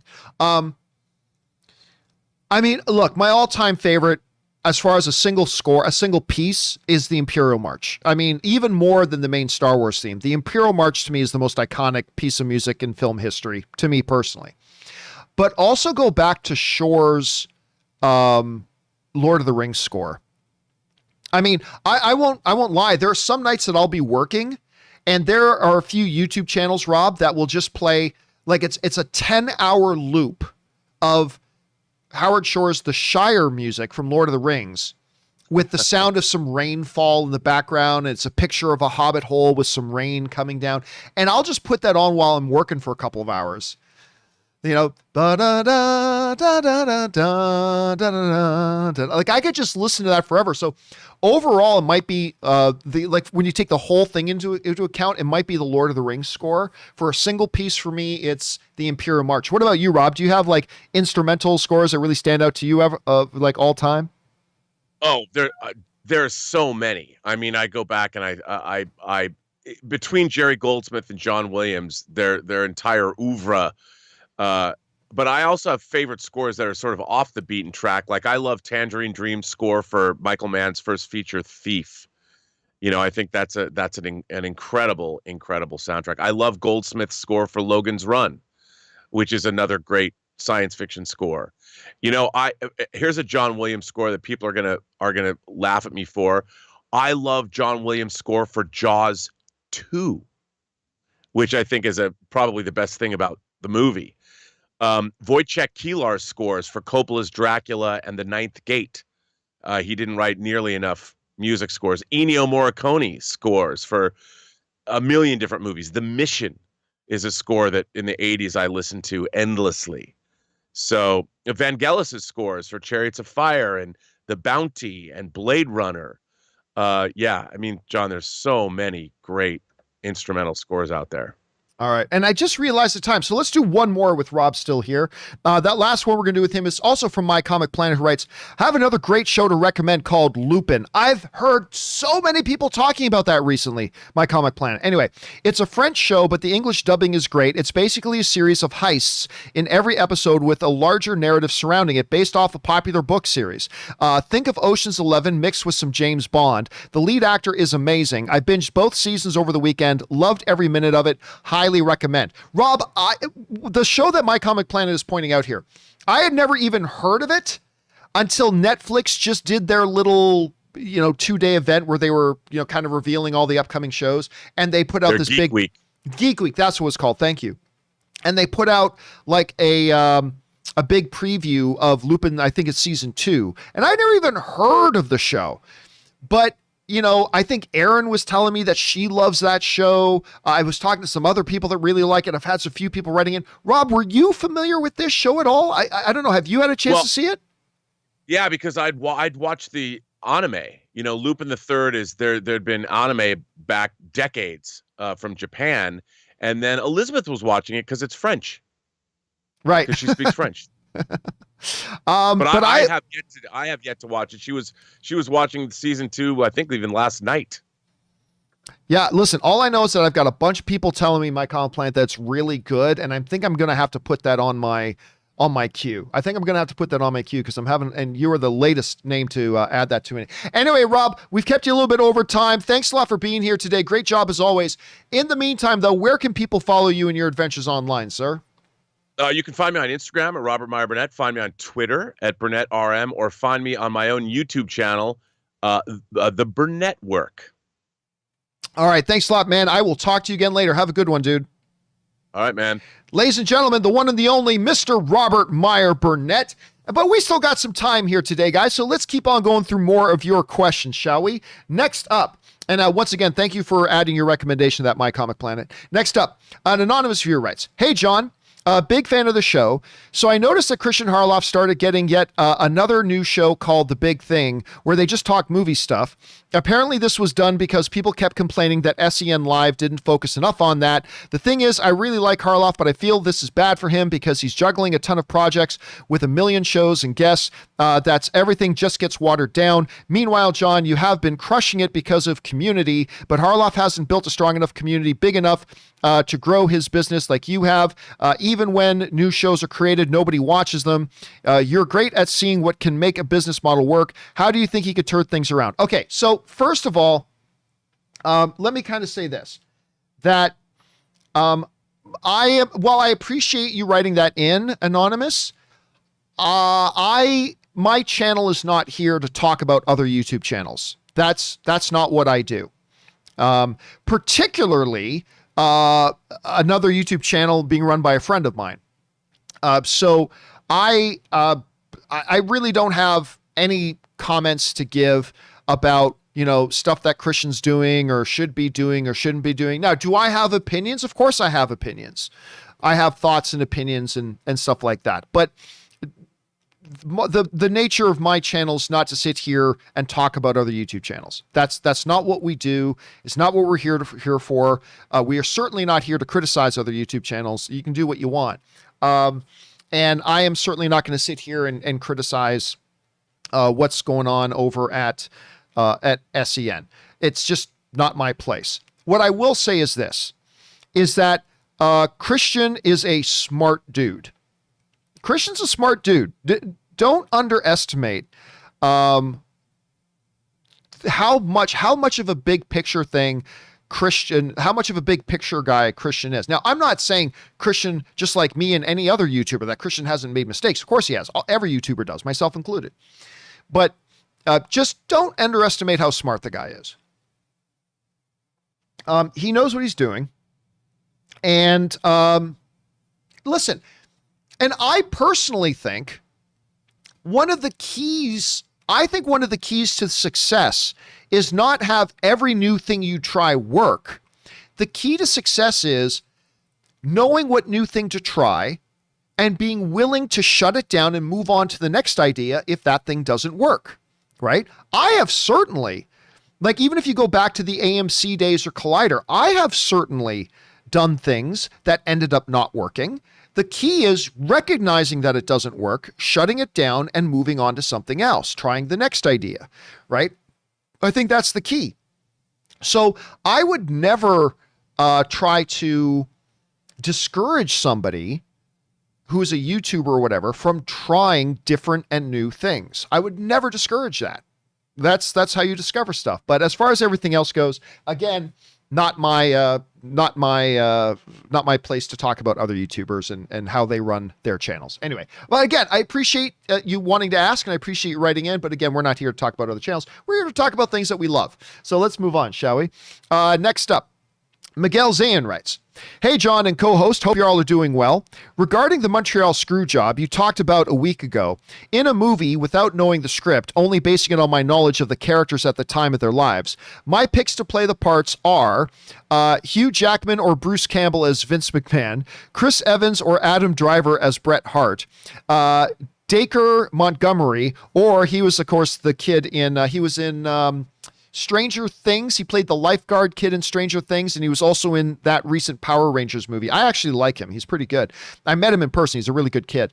Or a younger Ryan Gosling as Shawn Michaels. And obviously Chris Hemsworth as Hulk Hogan. Suggestions, what are other WWE stories you want to see on screen? Well, as you know, Miguel, I don't do X actor and X role things, so I'm not going to worry about that. But yeah, the Montreal Screwjob is, I mean, you don't have to be. It's an interesting thing because the Montreal Screwjob is a real life story about an event that happened that you don't have to be a wrestling fan to really get drawn into the drama of the story. Like, most wrestling stories are only going to appeal to people who are wrestling fans. The Montreal Screwjob is a story filled with conflict and drama and betrayal and lies. I mean, it's a type of story that transcends wrestling. So I think you could make a movie about the Montreal Screwjob. And actually, I guess I can take my headphones off now. I always get that line in my hair whenever I take my headphones off. The Montreal Screwjob is a story that absolutely non-wrestling fans could like. So when you ask the question about what other like wrestling stories could I see being made into movies, it would have to be the kind of story that again transcends. You don't have to be a wrestling fan. You don't have to be a wrestling fan to watch it. And the one that comes to mind for me is the story of Jake the Snake Roberts. The story of Jake the Snake Roberts. For those of you who are not wrestling fans, Jake the Snake Roberts was when I was a kid, like, he was the guy. He was the master of the DDT. He came in a bag with these giant snakes and blah, blah, and he was Jake the Snake Roberts, right? Not the buffest, muscular guy in the world, but man, that dude could wrestle. That guy was entertaining, but his life went into a bit of a spiral.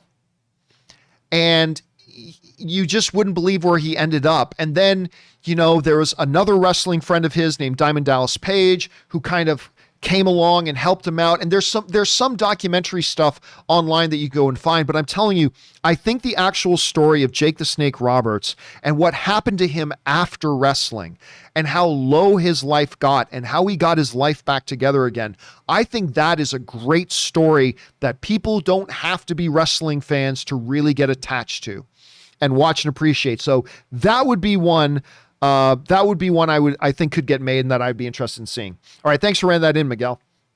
All right, next up, Kyle Starr writes, if the only reason Cap and Iron Man go back in time again was because of Loki taking the Tesseract, should they be variants as well? Because that shouldn't have happened either. We've actually discussed this about 5 or 6 times in the last couple of days, Kyle. Yeah, that's a loophole. Not a loophole. That's a plot hole. Not a loophole. That is absolutely a plot hole. And again, whenever you do time travel in your stories, you are inevitably going to run into plot holes. Even the best time travel movies like Star Trek or Star Trek The Voyage Home or Back to the Future, there's a lot of stuff online that talks about the plot holes and those things too. Even though those ones are great, it always happens. And that, Kyle, is definitely one of the problems. We'll see if they explain it in future episodes of Loki. But for now, that is definitely one of the plot holes, no doubt about it. All right, D-Train writes, the reason In the Heights didn't have a good box office is no fault of their own. It's because the audience didn't pay more attention. That doesn't make any sense. Oh, a second. Also, I think it's complete utter stupidity for someone to skip a movie just because they didn't have any big stars in it. Okay, I'm going to disagree on both counts, D-Train. I'm going to disagree on both counts. First of all, saying the reason it didn't do well is because the audience didn't pay more attention to it. That's like saying you're only poor because you have no money in the bank. Well, yeah, obviously. You're only hungry because you didn't eat anything. Well, yes. The movie only did bad because the audience didn't pay attention to it. Well, yes, that's why every movie in history that ever did badly is because the audience didn't pay more attention to it. I think we will agree that much is true. That's the thing. It is the marketing department's job to get people interested in it. It is the marketing company's job to get the audience to pay attention to it. It is not the audience's responsibility to pay attention and go out and check out every movie. That's not the audience. That's not my job. That's not your job. That's the marketing department's job to make us interested, to get us invested, to make us curious about it. And when the audience doesn't get interested in it, that's the marketing department's fault. Or the movie maker's fault if they've made a terrible movie and it just looks awful. But in the case of In the Heights, they made a terrific movie. They made an absolutely, absolutely terrific movie. So the responsibility squarely lies on thing. Now, to your other point, they're saying it's utter stupidity for somebody to skip a movie just because it didn't have any stars in it. No, it's not. Now, listen, I don't subscribe to that. I don't do that myself. And obviously you don't either. But when you're promoting a product, yes, movies are art, but it's also a business, which means from a certain degree, you have to treat your movie as a product that you're trying to get consumers to buy into. And the fact of the matter is that having a couple of recognizable stars gets people's attention. If you're trying to make a product that will get people invested in it and appeal to some people, let's say you're making, I don't know, let's say you're making, here's something, hold on a second. Okay, let's say you're making a fantastic new industry best power brick, all right? An industry best USB-C power brick, right? Well, what are you going to do? You're just going to put it in a white box with no writing on it, no lettering, no picture, no nothing, and just put it on the shelf and expect people to come along and buy it? With the average moviegoer, if you want to get their attention, the reality is that not all the time, not always, but it's a really good rule of thumb that you got to at least have a couple of recognizable faces in there to catch the attention of the average moviegoer. Because guess what? Your movie's not going to be a hit if only hardcore movie fans go to it. You've got to appeal to the average moviegoers as well. And if you want to put out a product in a movie that doesn't have anybody in it that the average audience person recognizes, then you've got nobody to blame but yourself if that audience member doesn't feel so inclined to get interested in the movie. Like, yes, when you say it's utter stupidity to not see a movie just because it doesn't have a big star in it, that is true maybe to a degree for hardcore movie fans. If you are a hardcore movie fan and you're like, well, I don't want to see that movie because I don't recognize any of the stars, well, then that's kind of lame. If you are a self-professed hardcore movie fan, that's kind of lame. But for the average moviegoer who only goes to 6, 8, 10 movies a year, then having faces on the screen that they recognize is going to be one of the factors that determines whether or not that average moviegoer will go out and see that movie over another one. It's just the way it is. It's not saying the way it should be. It's saying the way it is. And you have to be cognizant of that. If you're a studio putting this stuff out, you have to be aware of that. And it does come into play. Listen, in a perfect world, it shouldn't matter if the actors in a movie are recognizable or not. In a perfect world, that shouldn't matter. But in a world where average moviegoers make up 90% of the box office and they only go to see between 6 to 15 movies a year, you got to have things in there that are going to appeal to them and draw them to it. And that means having some recognizable faces. And anyway, that's just kind of my take on it. It is what it is. We'll see. All right. Thanks for writing in, though, D-Train, and giving your thoughts on that. I appreciate it, man. All right. Next up, Zonic writes, "Hi, John. Controversial, but I'm glad I can't afford all the streaming platforms. It's different for you as it's your job. Absolutely, you're 100% right about that. TV can be addictive as a friend works from home and is TV/movie addict, never leaves the house except to go to the cinema or shop. He is very depressed, has terrible mental issues, tried to help, i.e. invite him out. For me, having 3 streaming platforms is enough. I don't want to get too addicted. It's important to get out and visit a museum, go to the park, be out as much as possible. I worry that the pandemic may have given many of us bad habits as we had to be in lockdown in our houses. Although my friend had his addiction before this, I think having too many streaming platforms, too available, too easy, could be dangerous for some people. Well, listen, Zonic, first of all, you're not wrong. Listen, any good thing, if you have too much of it, can become a vice and it can become a bad thing. Drinking water is a good thing, but you drink too much water, you're going to die. You just continue to guzzle water, you're going to, at some point, you're going to keel over and die. I've seen some weird things on that. Anyway, anything that's too much of a good thing. And yes, it's becoming I also recognize in our culture, more and more people, you know what's happening? A lot of us are becoming, and listen, I recognize I'm in danger of this too, because look, I work from home. Ann and I just bought our first house a few months ago, and I love my house, and I've got a pool in the backyard. It's my first time I've ever had a pool. I'm very excited about that. I know there's a lot of you guys, I've had a pool since I was a kid. I know, but for me, this is the first time I've ever had a pool, okay? Let me enjoy that for a moment. So not only do I get to play my games at home, and I get to work from home, and I can watch my TV shows at home, and Instacart can deliver my groceries to me so I don't even have to go to the grocery store. Uber Eats can deliver my, I don't know, if I'm in the mood for a Wendy's Frosty, they can just deliver it to my home. I don't have to leave. And now with all the streaming platforms, hell, you don't have to go out to the movie theater. You don't have to see other human beings. You can just sit at home and watch Mortal Kombat. You don't have to go to the theater to see Mortal Kombat. It can be a problem, and it's bad. I think we as people, and again, as somebody who works from home, I have to remind myself of this all the time. Get off your ass, Campea, and go outside, for God's sake. Go see the sun.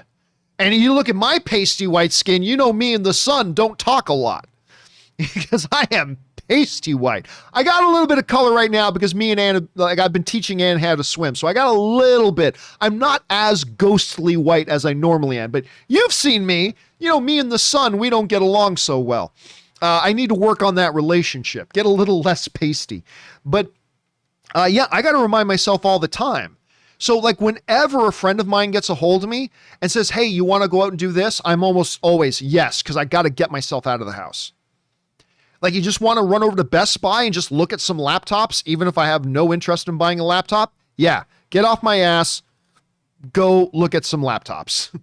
Hey, you just want to go over and want to go to a coffee shop? I don't even drink coffee, but sure, I'll go and hang out because I got to make myself get out of the house.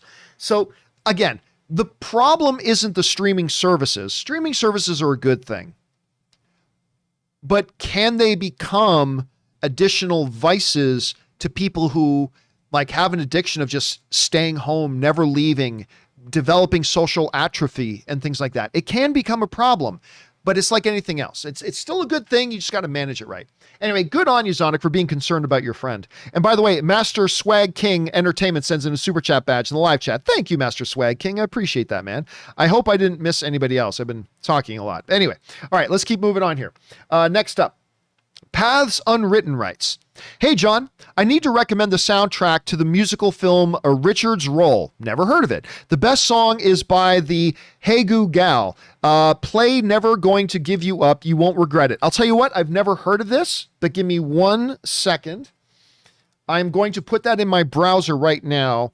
Hold a second. What was it called again? It was called Never Going to Give You Up.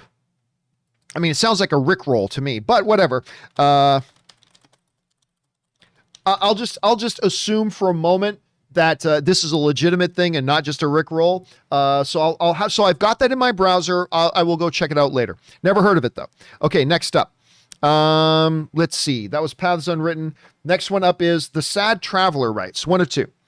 Thanks for the Disneyland tip. We had a budget for park hopper tickets, flight and hotel, which came to over $4,000. We were going to pull the trigger on booking the trip. We decided it wasn't worth gambling that money to maybe get on Rise of the Resistance. And dude, listen, that is the whole thing. That's the whole racket of Disneyland right now.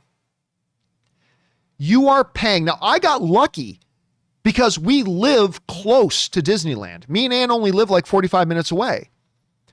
So for a hotel and 2 park hopper tickets, we paid $1,500. That's not a small amount of money. But you are getting all of that to buy a chance that you'll be able, you know what it's like? Here's what it's like. It's like a restaurant saying, we have the world's greatest, follow me here, okay, guys? I think this is a good example.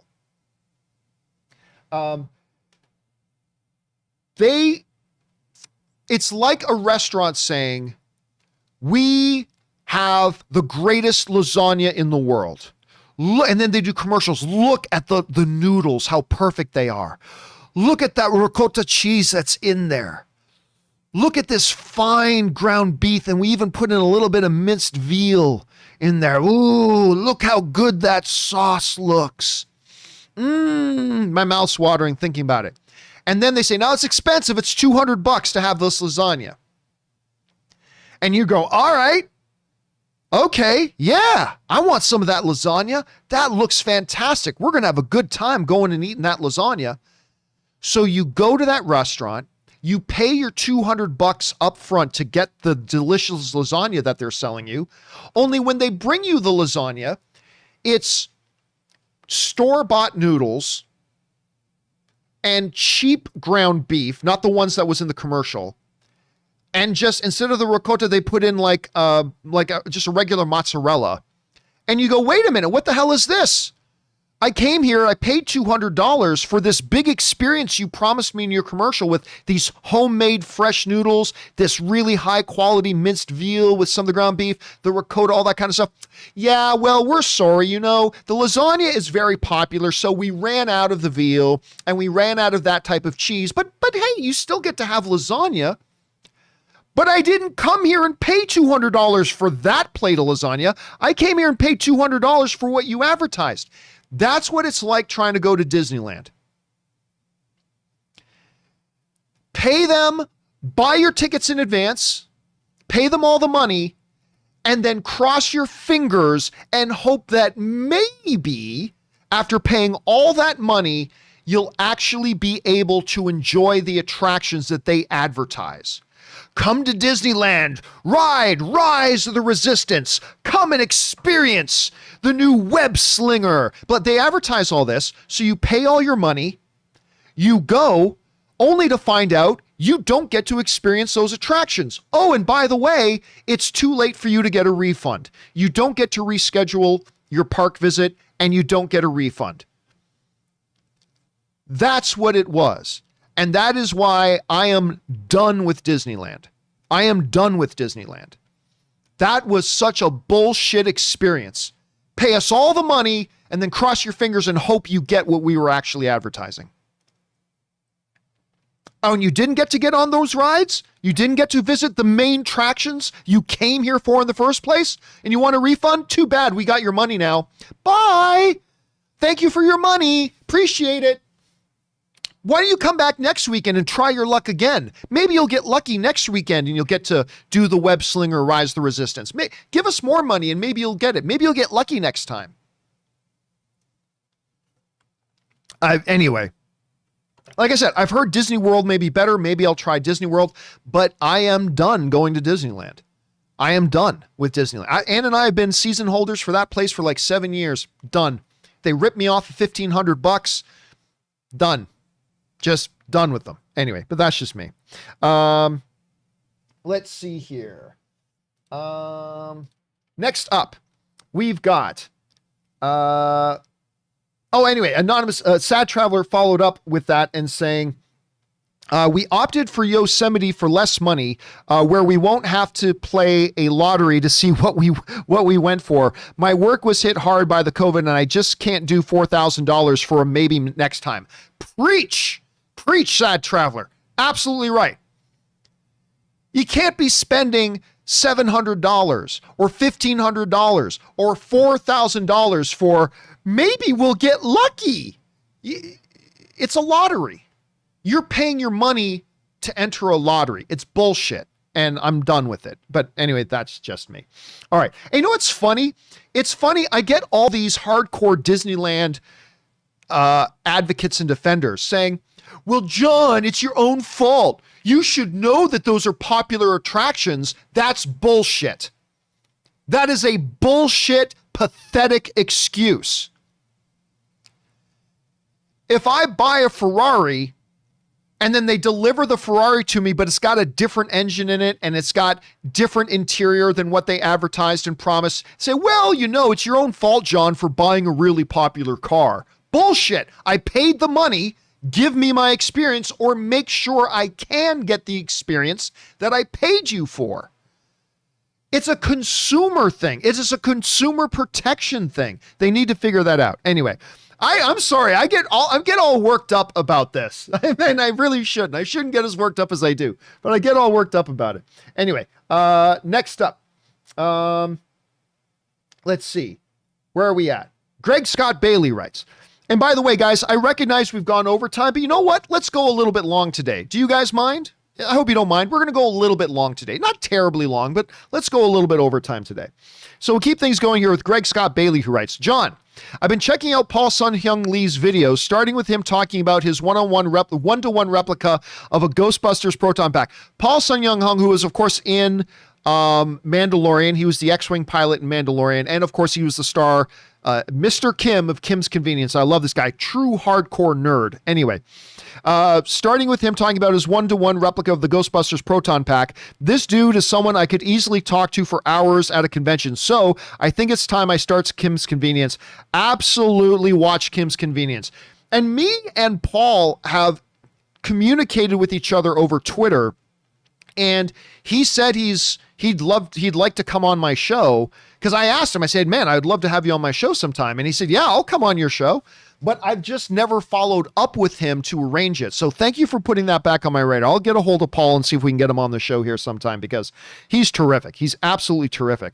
All right, next up.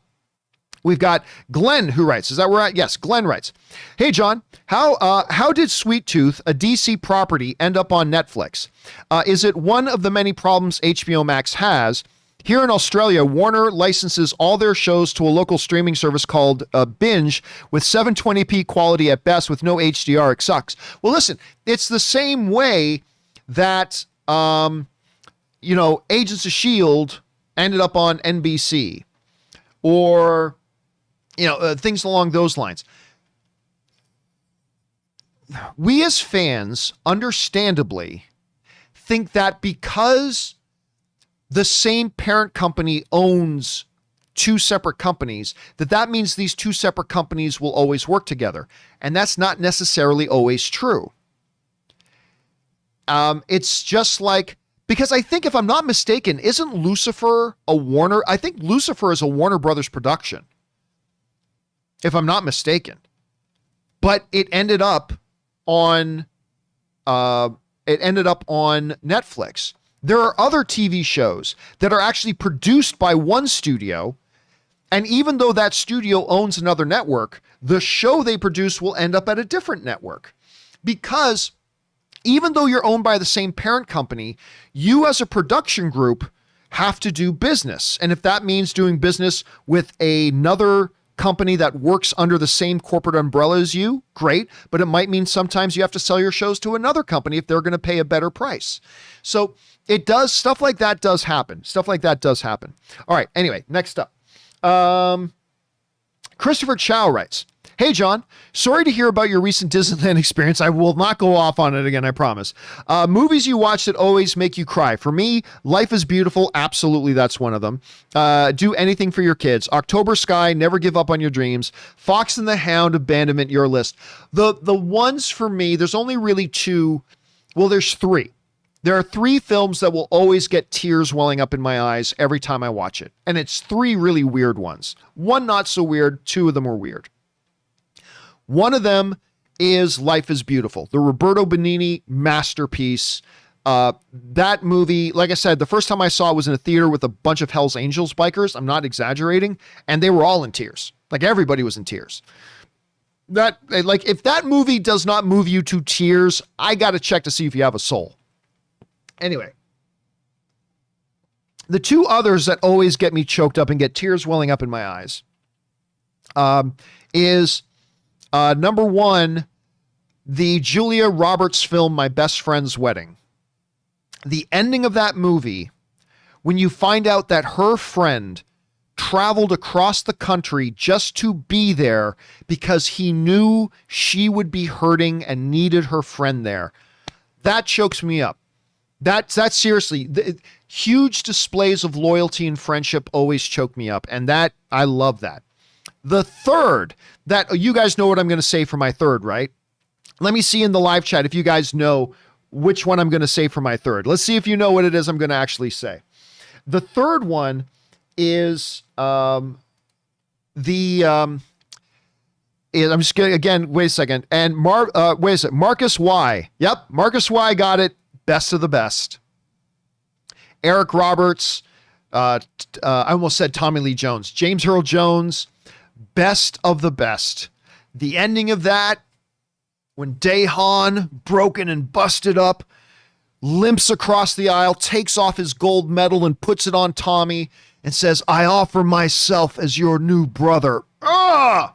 If you're a man, you get man tears at that. Your chest puffs out, your blood starts pumping, you get the hair on your arms starts to stick up. You get man tears and that. So those are the ones that always get me.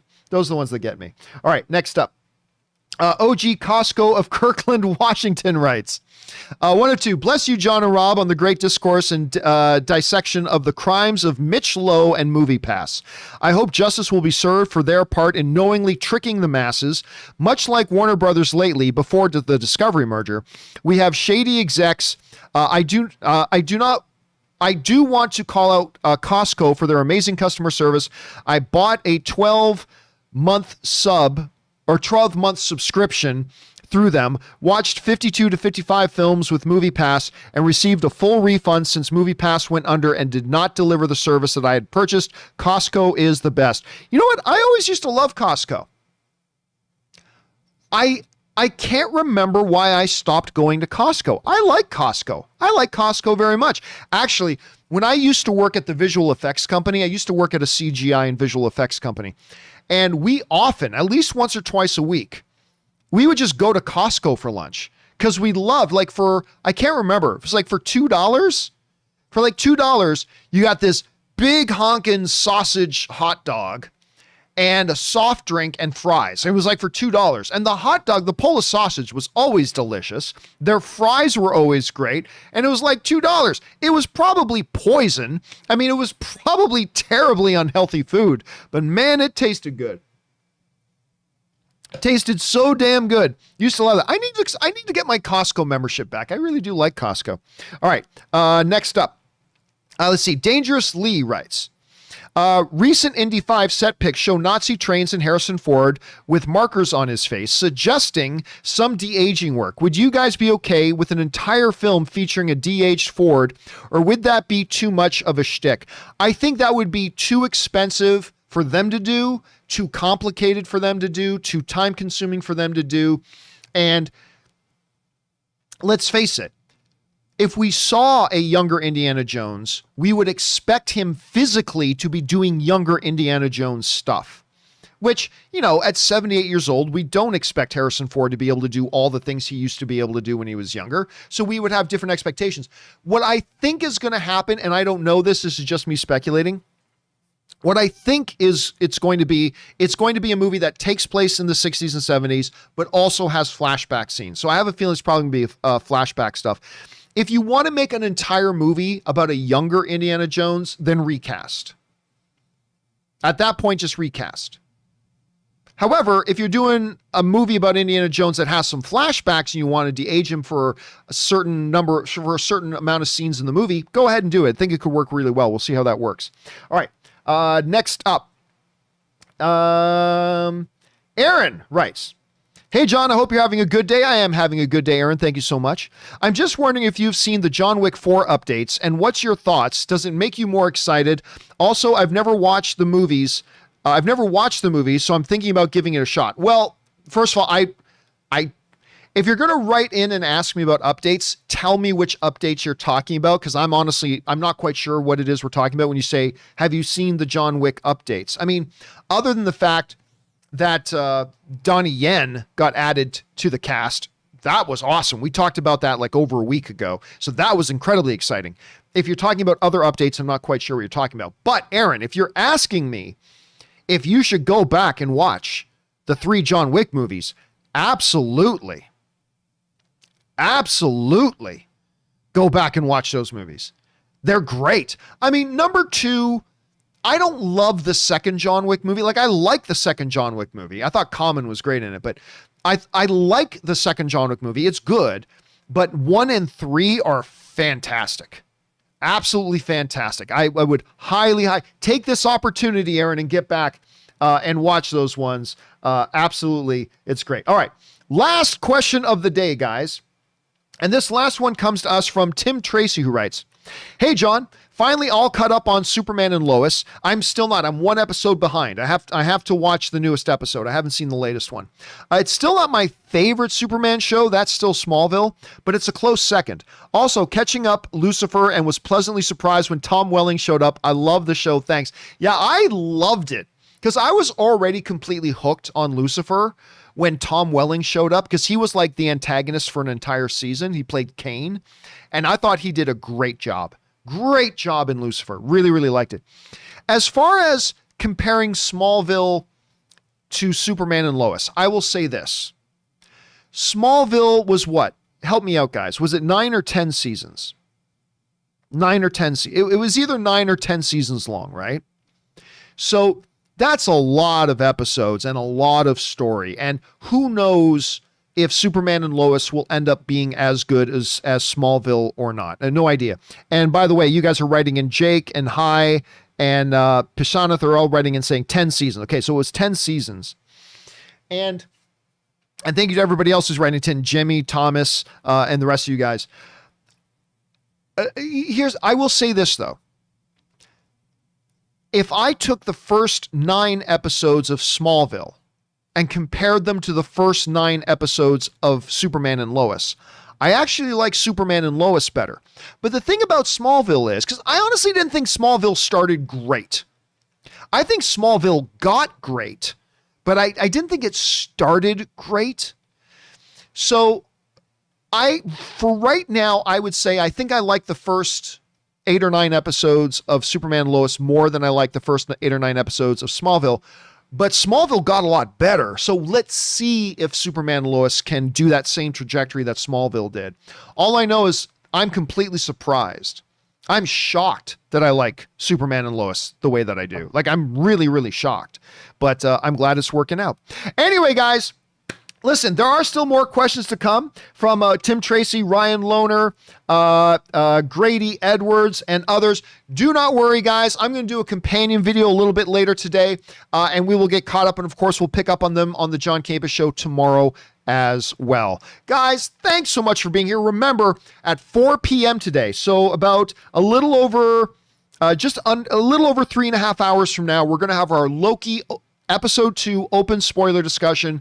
Make sure you guys come back so we can talk all things glorious, gooey Loki. I hope you guys will be here and join us for that as well. So that'll be it. Special thank you to Robert Meyer Burnett for bringing his glory and goodness to the show. And a special thank you to all of you guys who sent in these comments and questions. Number 1, because you gave us great fun things to talk about. Even when we disagree, it's always fun.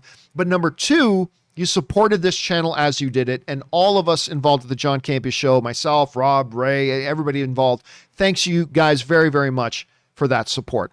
All right, guys, that'll do it for me for now. My name's John Campea, and until next time, my friends, bye-bye.